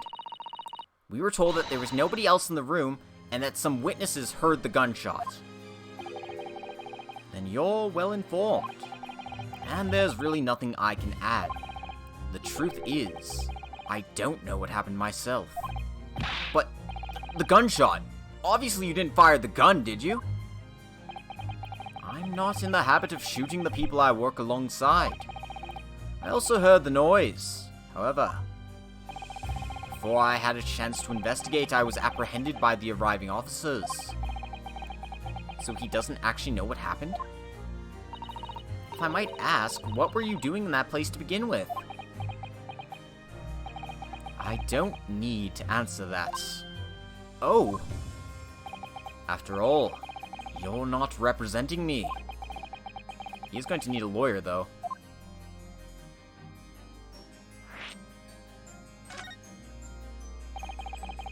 Who is going to be representing you in court, Lord Van Zieks? Anyone other than you, I should imagine. Would I be right in assuming that you have no representation as yet?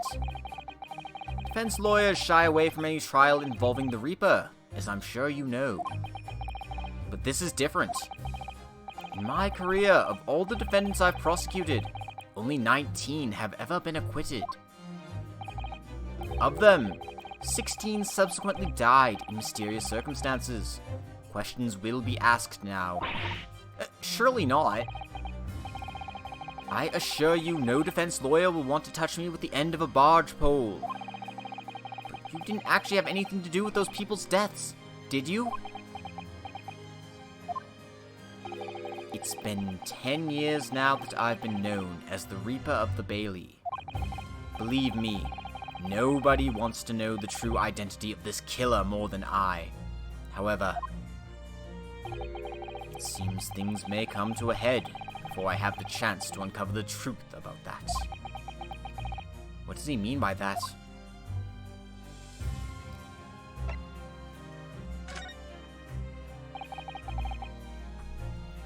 After the trial, Professor Harebrain was supposed to go straight back to Germany, I thought.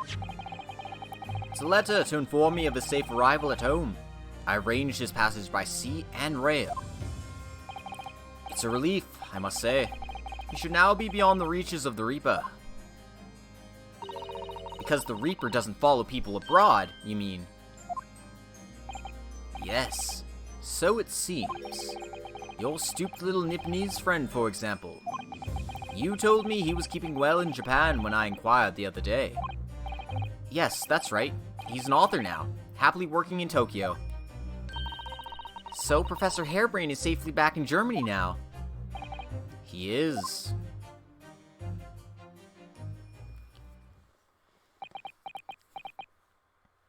So, it appears our conversation has run dry. There was a 2-second silence, that's all. Well, in any event, if you'll excuse me now, I wouldn't like to detain you. I was wondering, Lord Van Zieks, if you'd like, I'd be happy to advocate for you. You trust me, do you? Yes. I've heard you speak many times in court. I've seen how you treat people. So I'm quite sure that you would never have taken another's life. It's just, my feelings can't be used as evidence in a court of law, sadly. It's a very gracious offer. However, I trust no one. What? Not the police, not the judiciary, and not you Nipponese. But please! I have no intention of engaging your services. The chasm between us is just too wide and too deep, it seems. I'd appreciate it if you don't visit again. Then neither of us will waste any more time.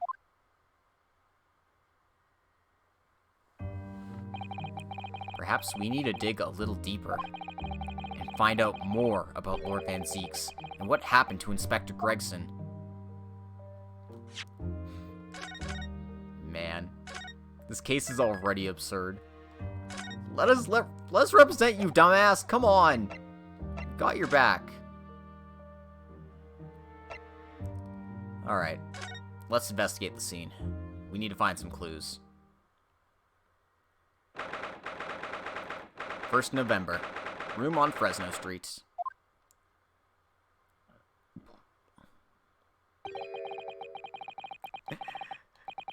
Yeah.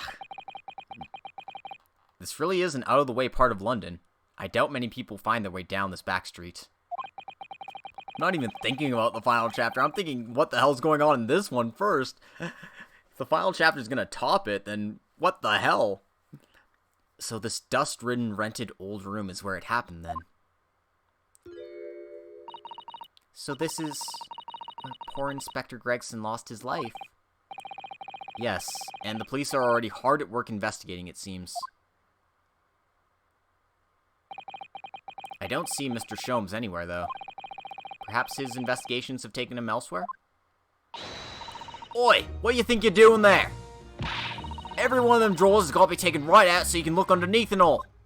I want the space above the ceiling checked, and don't forget to look inside the chimney stack, too. Blimey! Ain't you lot ever known go to a house looking for dough when the owners are out of town? Gina's obviously got some unique investigative techniques she wants everyone to adopt. Oh, so he turned up at last. Mind you, I ain't been here long myself. Hello again, Gina. Sholmes has only just left. You're lucky you missed that. They went prancing around in here, pointing his stuff and flicking that and this and that, and then you just scarpered. Oh, he's finished investigating already, you mean? Yeah, they didn't stop to say nothing to no one.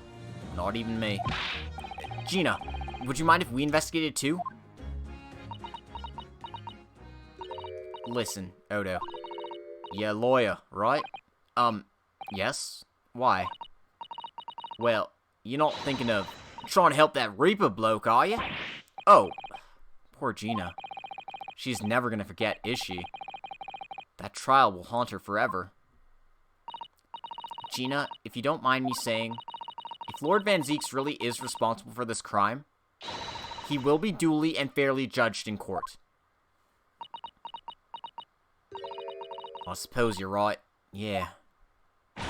Go on then, Odo. Get investigating. I want to know the truth about what really happened here. Thank you, Gina. Gina's so strong. I'm proud of her. She's changed so much from the little street urchin we met in case 1-3. She's all grown up. Gina, what was Inspector Gregson doing here in the first place? That's all I want to know. It's what, half a year since I got out of the clink? That's when I decided to give up me diving and become a detective instead. Oh yes, Mr. Sholmes twisted the inspector's arm to agree to take you on as an apprentice, didn't he? Something like that, I think. Anyway, the point is, I didn't really know much about the boss till then. But it turns out, he's a bit of a legend at the yard. Goodness, really? They say he managed to solve some really tricky case, just like that. He did? Yep, and ever since then, he started going out in all sorts of investigations, but always on his own. No one else at the yard even knows what half the cases he's working on are, apparently. And that's not how it's supposed to work, is it? So what was the legendary inspector doing in a dingy little room like this? Well, I know he had a lot of respect for the Reaper and all. And look where that landed him! Respect for the Reaper? In what way? I heard him say as much. I'll take my head off to that fella, were his words. Not how the general public feels, is it? Most people are terrified of the Reaper. Yeah, boss said that's exactly why he respected the bloke. I didn't realize Gregson held the Reaper in quite such high regard. He said something else to me and all. That I didn't need to worry about the Reaper, because he only goes after people what are bad. Sorry. did kind of set my mind at ease when he said that. Right.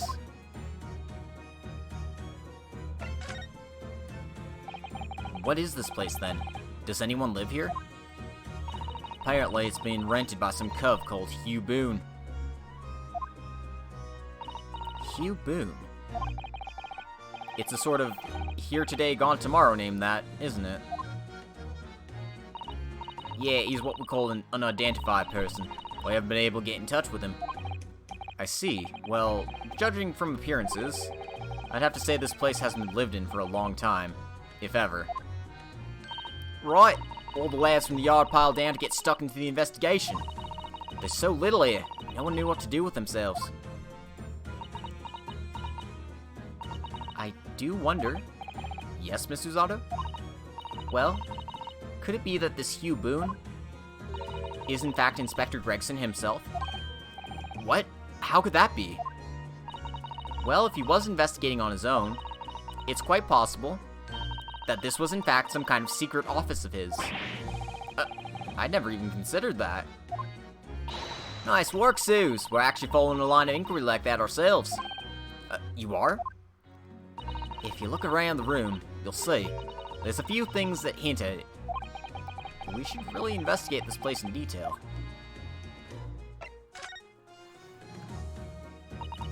I see that's where the poor inspector was found, over there.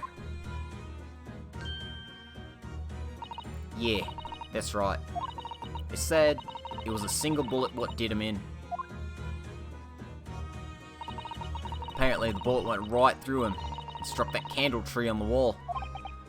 Oh yes, it's blown one of the candles apart completely. And the gun used there on the floor. It's the Reaper's in it, no denying that. What, really? How do you know that? Take it easy. I don't know what to do with myself when you stare at me with them big white eyes. I'm only saying what I heard. I don't know much about guns myself. There's some bigwig lawman or whatever who said so. Why don't you ask him? A bigwig lawman, is it? Anyway, Fresno Street runs along under that window there. There were some street sellers just outside who heard the gunshot. Oh, but I don't recall seeing anybody outside. Yeah, they've all been taken down to the yard for questioning, that's why. We're talking about the yard's legendary inspector here, after all. They'll be getting a grilling. Do you think we might be able to speak with those street sellers ourselves? I doubt it. The lads at the yard will just want to know what you're snooping around, and you'll be up for a grilling and all. So, we can't interview the witnesses then. Shame. That'll make sense. Alright, time for another save. And let's go investigating.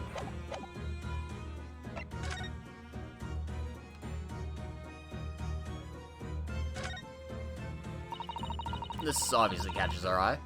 This looks like some sort of notice board or something. And it's absolutely covered in scraps of paper. Mr. Naruhodo, look! This, you mean, it's an autopsy report, isn't it? And these are case notes here, and details of prison inmates. Yes, in fact, they're all the sort of documents that only a detective could normally acquire.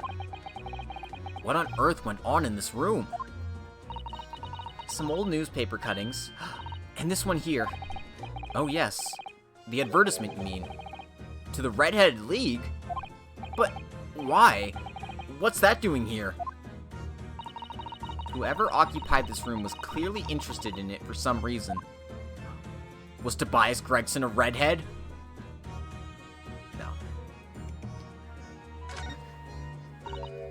Oh, it's a photograph stand.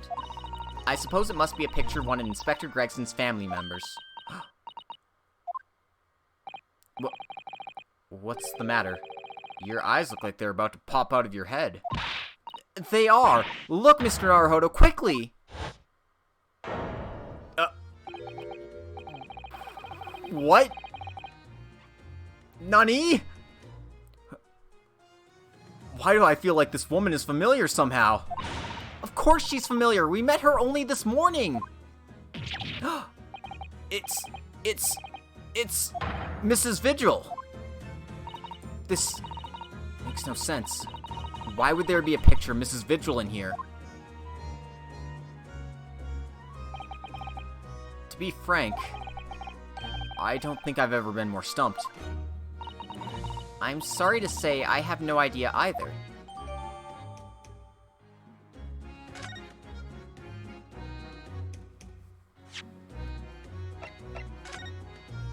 This guy doesn't look like Gregson at all.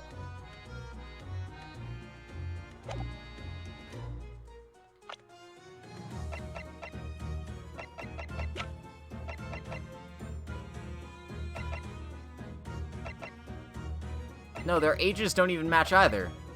They have kind of similar eyebrows, but... No. What the fuck? An empty fireplace makes a room feel even colder than it would be otherwise, doesn't it? It's thick with dust. Look. I think it would be fair to say that it hasn't been used in a very long time. In other words, whoever lived in this room must have been extremely hardy in cold weather. Or nobody lived here at all and merely visited when the occasion arose. I wouldn't like to say which is more likely. No, that's right. It's one or the other.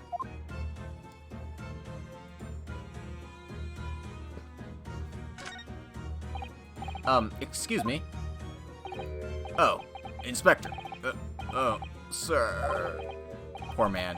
He can't possibly be able to focus on investigating when he's so upset.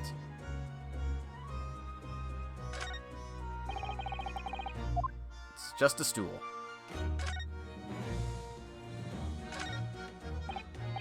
Excuse me? Sorry, sir. Can't see a thing, sir. Too many tears, sir. Right.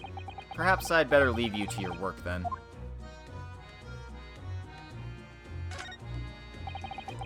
Ever since we came in here, I can't take my eyes off this thing. Oh, funnily enough, neither can I. It's a hairpiece, isn't it? It is. It is a bright red hairpiece. And I suppose the fact that it's right there next to where the body was found means we have to accept that Inspector Gregson wore wigs, does it? And in such a flame-colored red, too? Yes, that's a color we've come across very recently elsewhere, isn't it? Exactly! This is a vital clue, I'm sure of it! There's no way in hell that belonged to Gregson.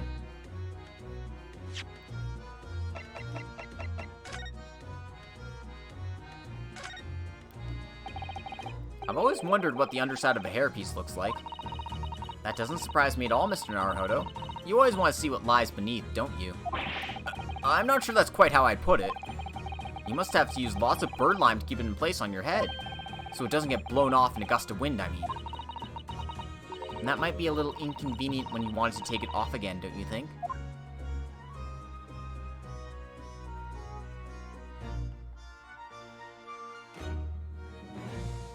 Okay, I guess there's no more secret clues there.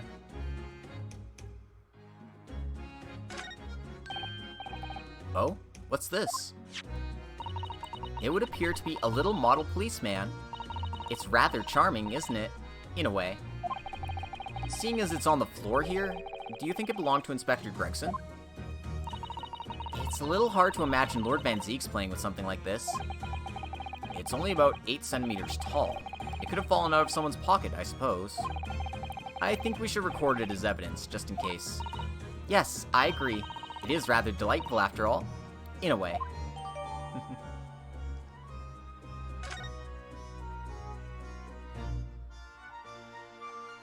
Let me examine you, damn it.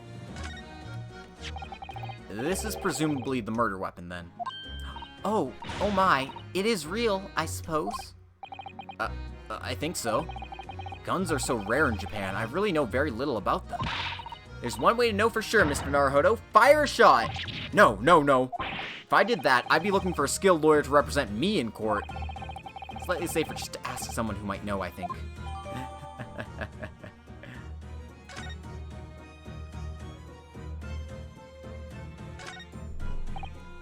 Excuse me? If you're looking down on us from the great beyond, Inspector, don't worry. We'll look after things at the yard. I've interrupted some deep thoughts there.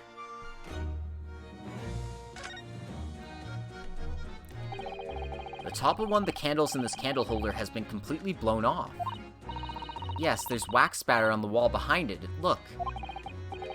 I suppose if a bullet had hit it, it does seem likely that the bullet hit the candle, having first passed through the inspector's body. Ugh. Now that wax on the wall looks like blood to me.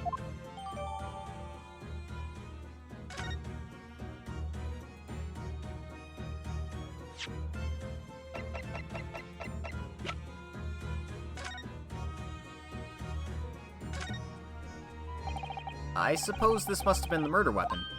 Oh my, it is real, I suppose. Oh, this is the same thing they said earlier.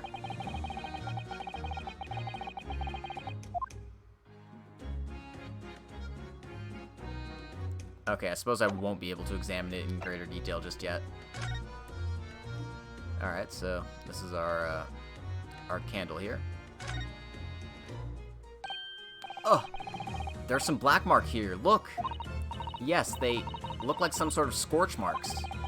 So perhaps the bullet struck the candle here, do you think? It's only this one candle that's been cracked in half, it seems. Yes, I think you might be right. Firearms are rarely used by criminals in Japan, so I'm afraid I'm not particularly knowledgeable about them.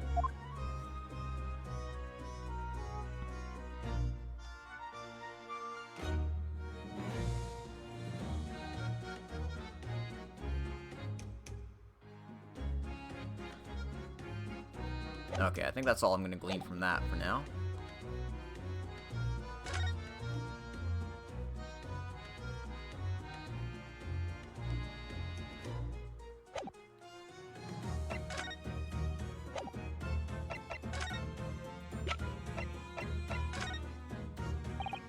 Gino, what do you make of this? What is that? Evidence? Worked something out about what happened, have you? No, not exactly. Oh, I ain't been long enough in the job to get all this deducing business done yet. But I swear I'm gonna get the person what did this to the boss.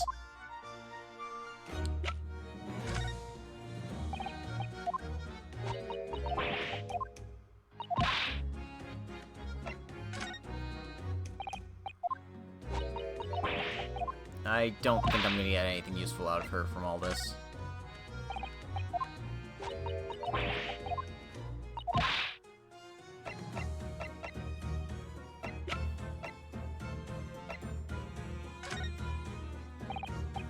Yeah, no, it's all the same.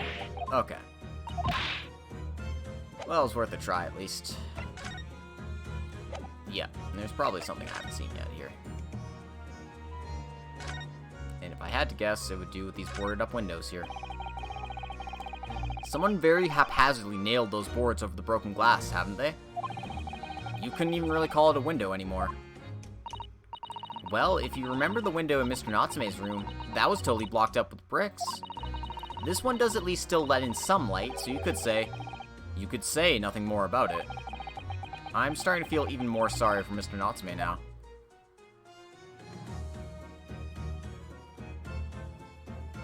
Well, thing is, the guy would have to be standing there, wouldn't he?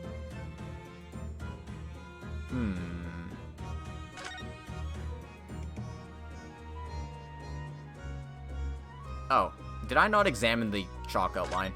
Of course not. So, I suppose this is where the victim... That's right. The rope is laid around the body to show exactly how it was found. Poor Inspector Gregson himself has already been taken away. And would probably be under Dr. Scythe's scalpel by now, if not for what happened last week. Yeah, it's always the most obvious things, exactly. I was just like, what am I missing?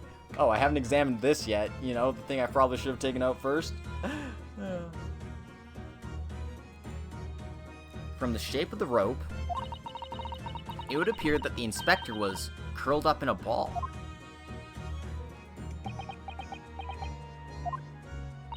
Are you feeling alright, Mr. Naruhodo? You look like you've just seen a ghost. I know it's just rope, but... well, it conjures up quite a terrifying image, that's all. Especially with that blood stain next to it. Oh, I do understand. In some ways, what we picture in our minds can be even worse than reality. Susato-san is so strong, though. She's taking this far better than I am.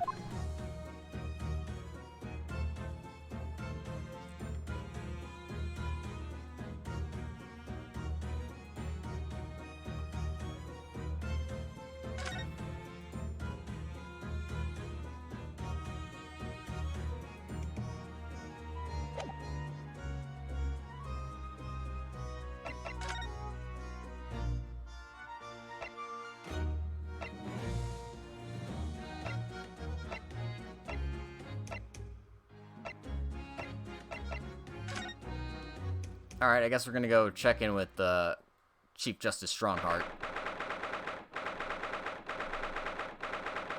Considering Baroque was talking to him just before this all happened, kinda sus about you, Mr. Strongheart. It's about time you were a villain. But, you know, I feel like they would save him for the final case.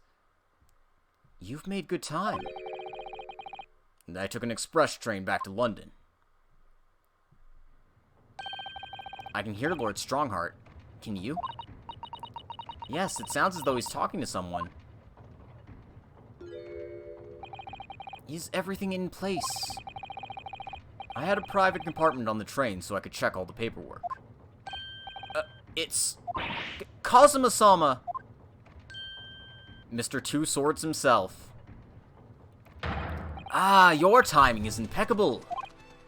It is? No doubt you have heard the sickening news. About the Reaper's latest devilry. Yes.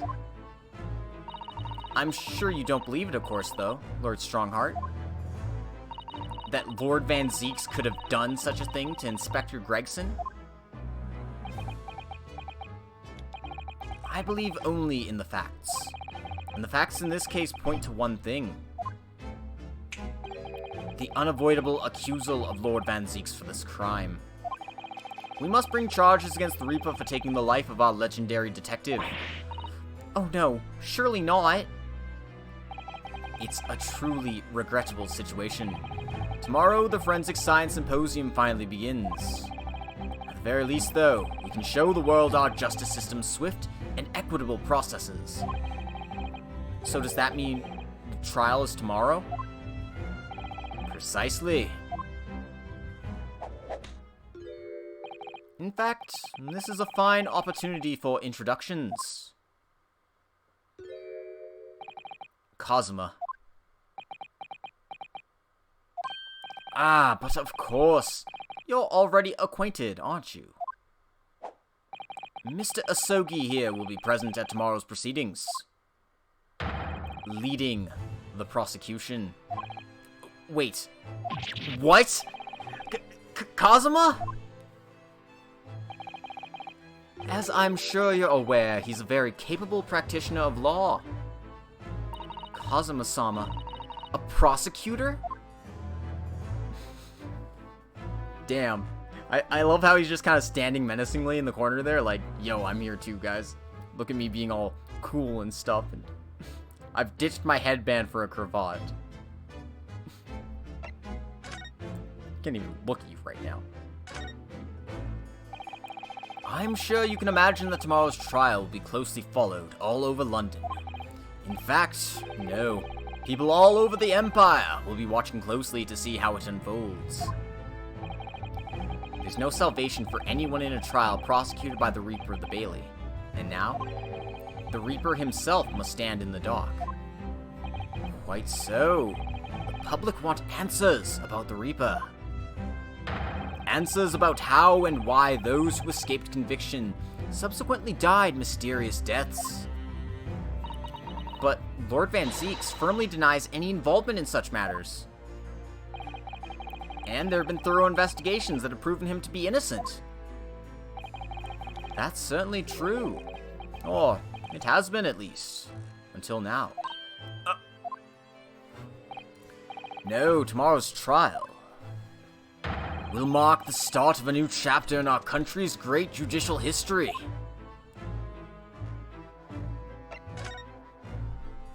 So, Cosmo will be prosecuting tomorrow? That's right. But He's a defense lawyer, Lord Strongheart. Accomplished young law practitioners cannot pick and choose their roles. And imagine what it will mean for the prosecution to know the strategies commonly employed by the defense. A devastating combination, wouldn't you agree? Absolutely. I've no doubt at all that Cosmo will be razor sharp as a prosecutor. But why Kazuma-sama? There are surely many other highly skilled prosecutors in Great Britain. It was a personal request. I asked to be assigned to this trial. You asked for this?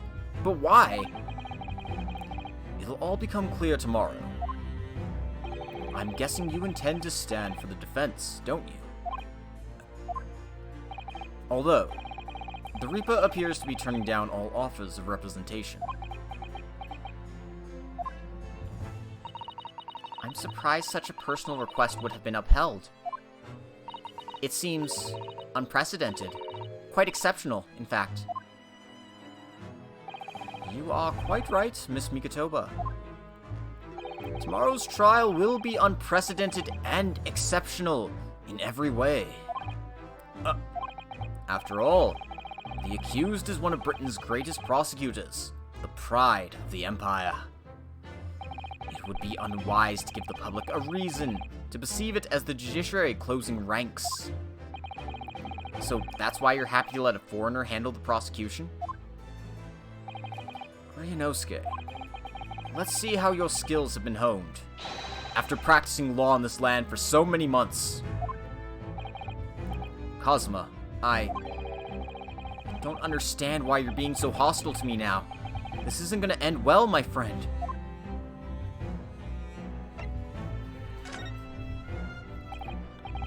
Don't worry about it, Ryunosuke. It's just foreplay. It's just banter. Don't worry, it's fine.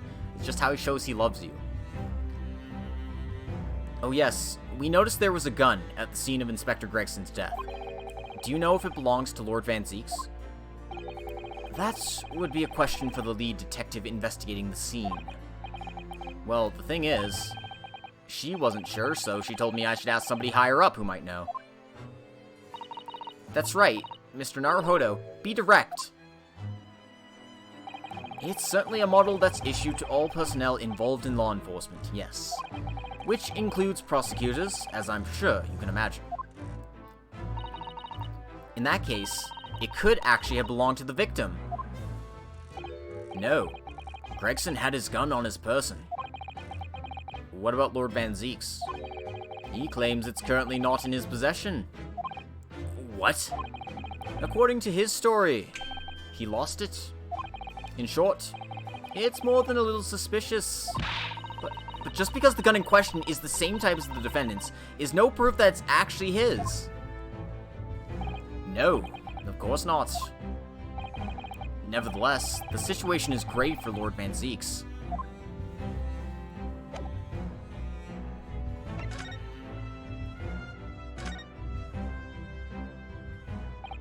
I'm sorry for allowing all the worry I've caused you, but it'll be alright now. Has your memory completely returned? Yes, completely. I remember everything. Including what I was coming here to do. Right.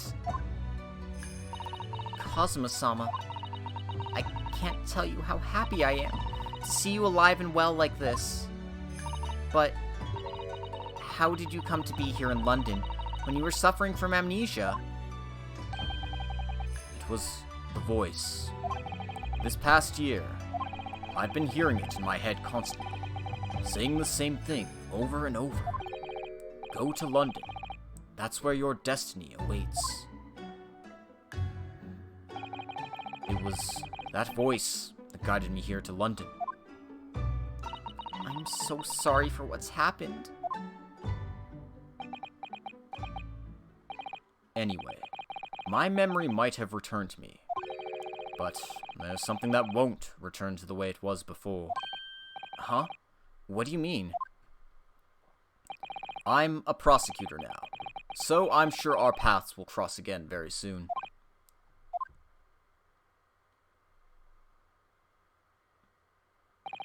It doesn't look like we're going to glean much more here. Well, thank you very much, Lord Strongheart. Remember, tomorrow's trial will go down in our Empire's history. There's much you could learn from the public gallery.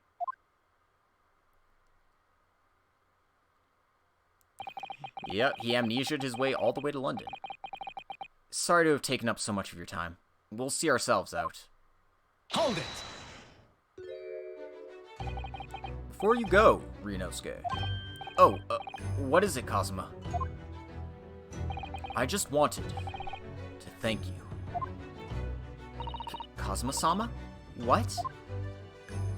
You took my determination to heart, and brought it with you over the ocean in my stead. And you carried out my role to perfection. You always were intent on studying British law in order to change our own justice system. It was your dream, and Mr. Naruhodo didn't want that to die with you. Yes, but I had another purpose for coming here. Oh.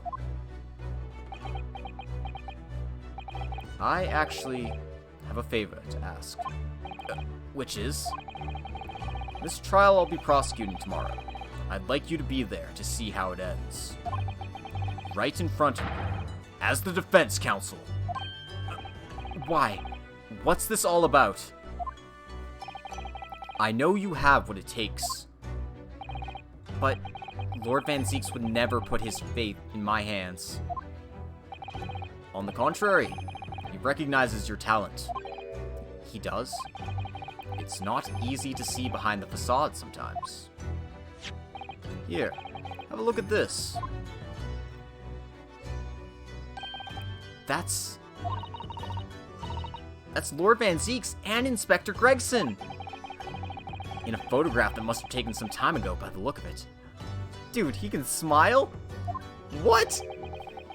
And who's the third person?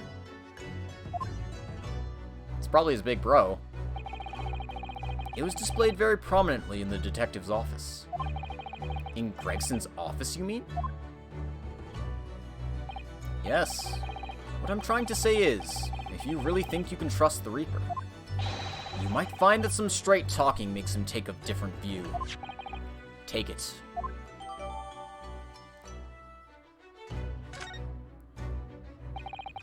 Man, Kazuma's always got our back. Ugh. Even if he is a prosecutor now. I don't understand. Why are you giving me this? Just hurry, Ryunosuke. Visiting hours of the prison are almost over. What are you doing, Kazuma?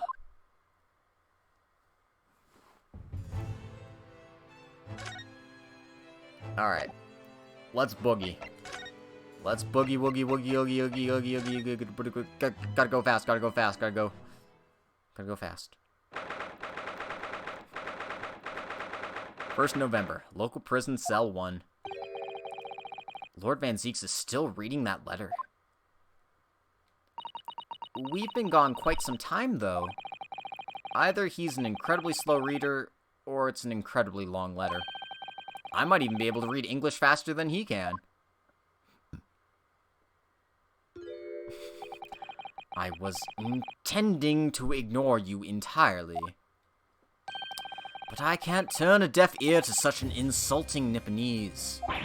Oh, sorry, I didn't think you'd hear that.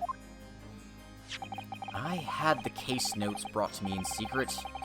I was reading them to pass the time. Yes, we heard that your trial is set for tomorrow. Which is none of your business. So, have you found a lawyer? How many times must I reiterate the same thing? This is nothing to do with you. In other words, no. We were just talking to Lord Strongheart, and the prosecutor for your trial has been decided.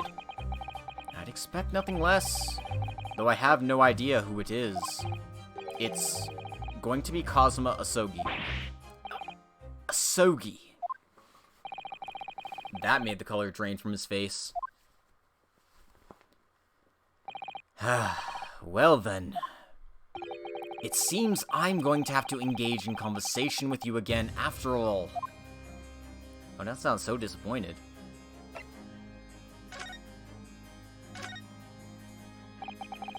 10 years ago, my older brother, who was the director of prosecutions at the time, was murdered.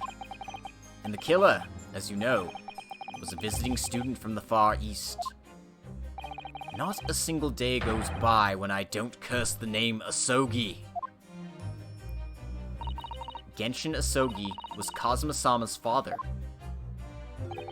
So what cruel twist of fate is this now, 10 years later? The man's son is to crucify me in some kangaroo court.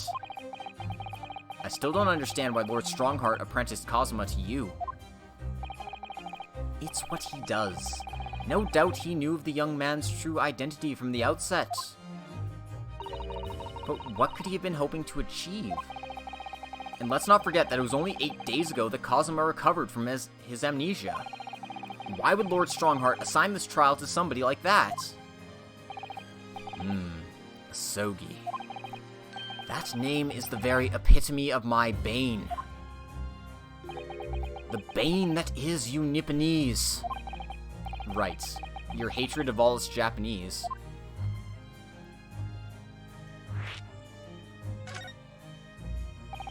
I'd only just been appointed as a prosecutor when it happened 10 years ago. My brother Clint, the director of prosecutions, was hunting down a mass murderer. The so-called professor.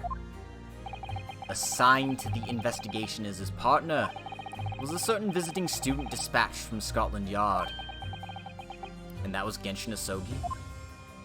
Exactly. I developed a deep respect for the man. He seemed noble-minded and chivalrous in the extreme to me. But none of us saw the true nature of the man. So I lost everything when it happened. My esteemed brother, the people I believed in, and any semblance of right prevailing over wrong. Oh, how awful.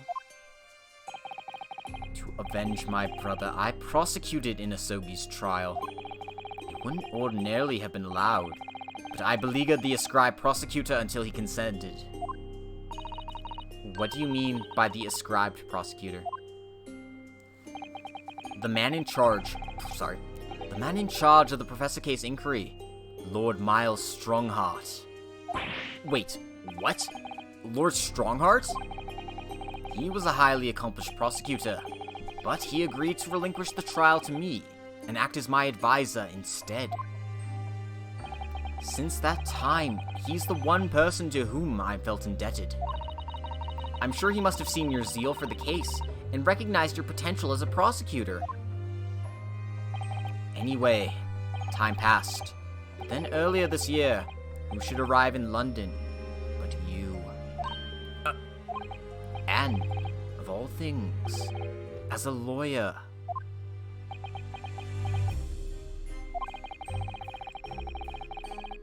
I felt your animosity the first time I ever faced you in the courtroom. Your obvious deep loathing of us Japanese. I kept telling myself it was illogical. But for so many years, that hatred had festered inside me. I could no longer control it. And I can understand why. Now I know the history. But in the same way that I've long felt the Nipponese to be the bane of my life, to Kazuma Asogi, I am the bane of his, the Reaper who sent his father to the gallows. He's looking for revenge, and he intends to take it in court tomorrow. I don't know, I don't think that's what he's about. Gregson's transfer to the Paris police prefecture had finally been arranged for the coming month. But he'll never make it to France now. It's a tragedy. Oh, yes, come to think of it, he did mention something about that, didn't he? I wonder, does it happen often? Being transferred internationally, I mean. It's the first time I've ever encountered it. Oh! The Paris police welcoming an English detective is almost inconceivable. I can't imagine what kind of magic Gregson must have worked to put that arrangement in place. It sounds like that mystery has even the Reaper perplexed. I'm afraid to say, that we were very ignorant about Inspector Gregson's standing. We hear that he was considered something of a legend at Scotland Yard. Again, it was 10 years ago that he first made a name for himself, by uncovering a decisive piece of evidence that exposed the professor's identity. If it wasn't for Gregson's singular approach to the case, the discovery would never have been made. What sort of approach? After my brother's life was taken, the inspector pushed for a full autopsy. Oh my, 10 years ago? Why is that so surprising? Autopsy was considered a desecration of the body at the time, and rarely performed. And my brother was, of course, a noble. That made the idea of it even more unthinkable. Something Gregson had dug up in his investigation made him determine it was necessary. His powerful conviction somehow influenced the House of Lords, and as a result, I could avenge my brother's death. So, you must have had great confidence in the inspector's abilities then. And it's even more inconceivable that you would have taken his life. I don't have confidence in anyone. Oh. And I'm sure Gregson felt the same way. I've no doubt he thought of me only as the ominous Reaper, just like the rest of London. What really went on between Lord Van Zieks and Gregson, I wonder? What was the true nature of their relationship? About the gun used to shoot the inspector that was found at the scene. Ah, yes. That's not mine. Really? Because common opinion seems to be that it is. What do you expect me to say to that? Lord Strongheart informs us that you claim to have misplaced your firearm. As embarrassing as that is, I'm afraid that's true. When did you lose it then? That I don't know. Oh! I was issued with a revolver when I first became a prosecutor 10 years ago. I must have stowed it somewhere, I suppose. Or left it somewhere, perhaps.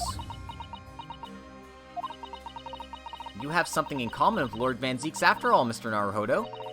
A talent for misplacing things. No, this has nothing to do with me. Don't drag me into it. Don't make the mistake of associating me with this Nipponese. Oh dear. The rift is very wide, isn't it? So it's not decisive evidence, clearly. But it doesn't look good, that's for sure. It's rather unfortunate, man. Always keep a handle on your guns. Lord Van Zieks, we came by this old photograph. Where did you get that? It was taken when I became a qualified prosecutor. It's almost unbelievable. I assumed it was long lost. Is the man on the left there? Yes, that's my brother, Clint.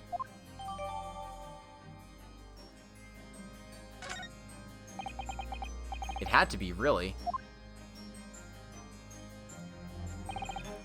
Apparently this picture was prominently displayed in Gregson's office. He had a deep respect for you, you know. Were you aware of that? Respect? That's nonsense! No, we've heard someone attest to it very clearly. Inspector Gina Lestrade, no less. Well, maybe once, yes. There was a time things were like that. We were brothers in arms, jovially discussing the future of justice and other such lofty subject matter. That was a nice glimpse of the past. I thank you. I feel as though I got a nice glimpse of the past then, too.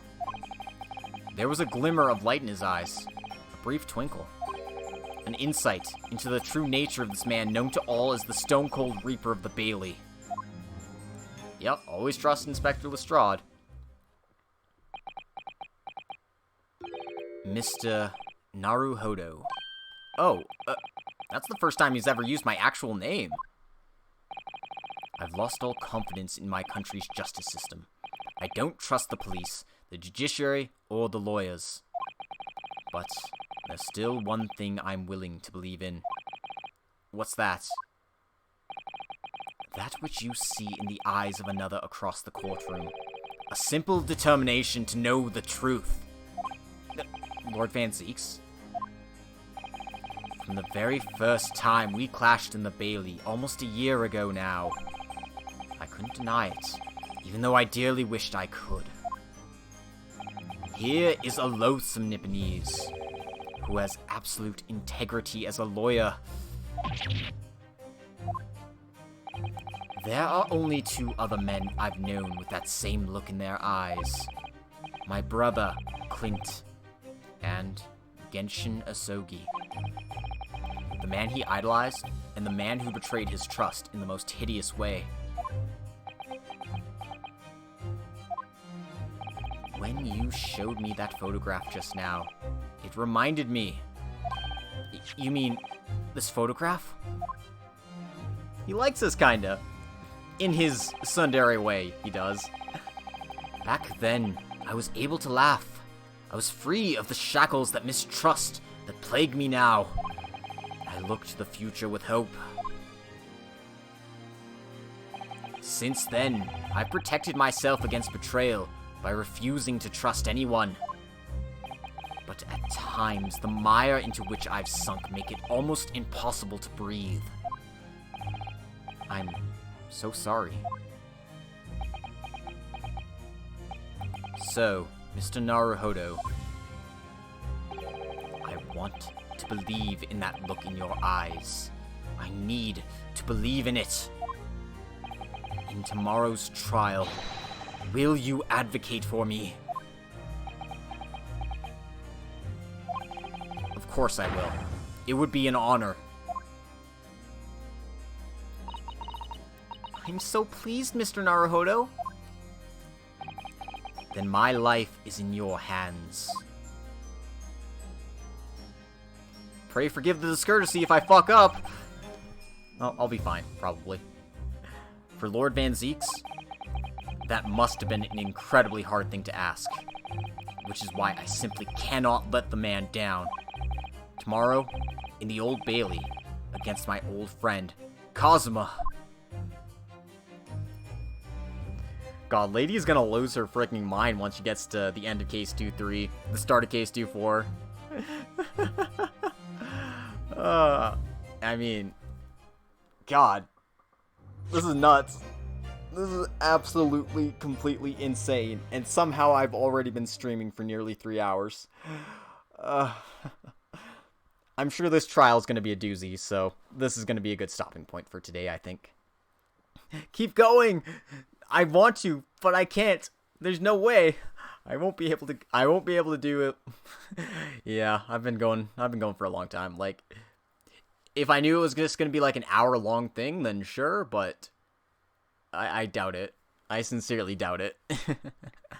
But yeah, that's going to be it for me today.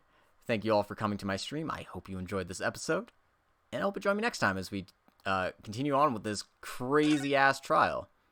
I have to go all the way up to my first save now. I've used up all the save points. Yeah, it's about what you expect at this point. Yeah, I kind of figured. So yeah, that's it for today. If you wanna help support the channel, feel free to like, comment, and subscribe on YouTube, or follow me on Twitch. Do all that fun stuff. Just as well, if you want to support the channel in other ways, feel free to check out my Patreon account and throw a few bucks my way. Wink, wink, nudge, nudge. But if you're not into that, also feel free to check out my archive of our own page if you like reading fanfiction, because I write plenty of it, and some of it is very good, and some of it is very bad. But you'll have to find out which is which once you start reading. Aha! Alright, that's my shameless plug out of the way. With all that said, have a good night, everyone, and we will see you next time.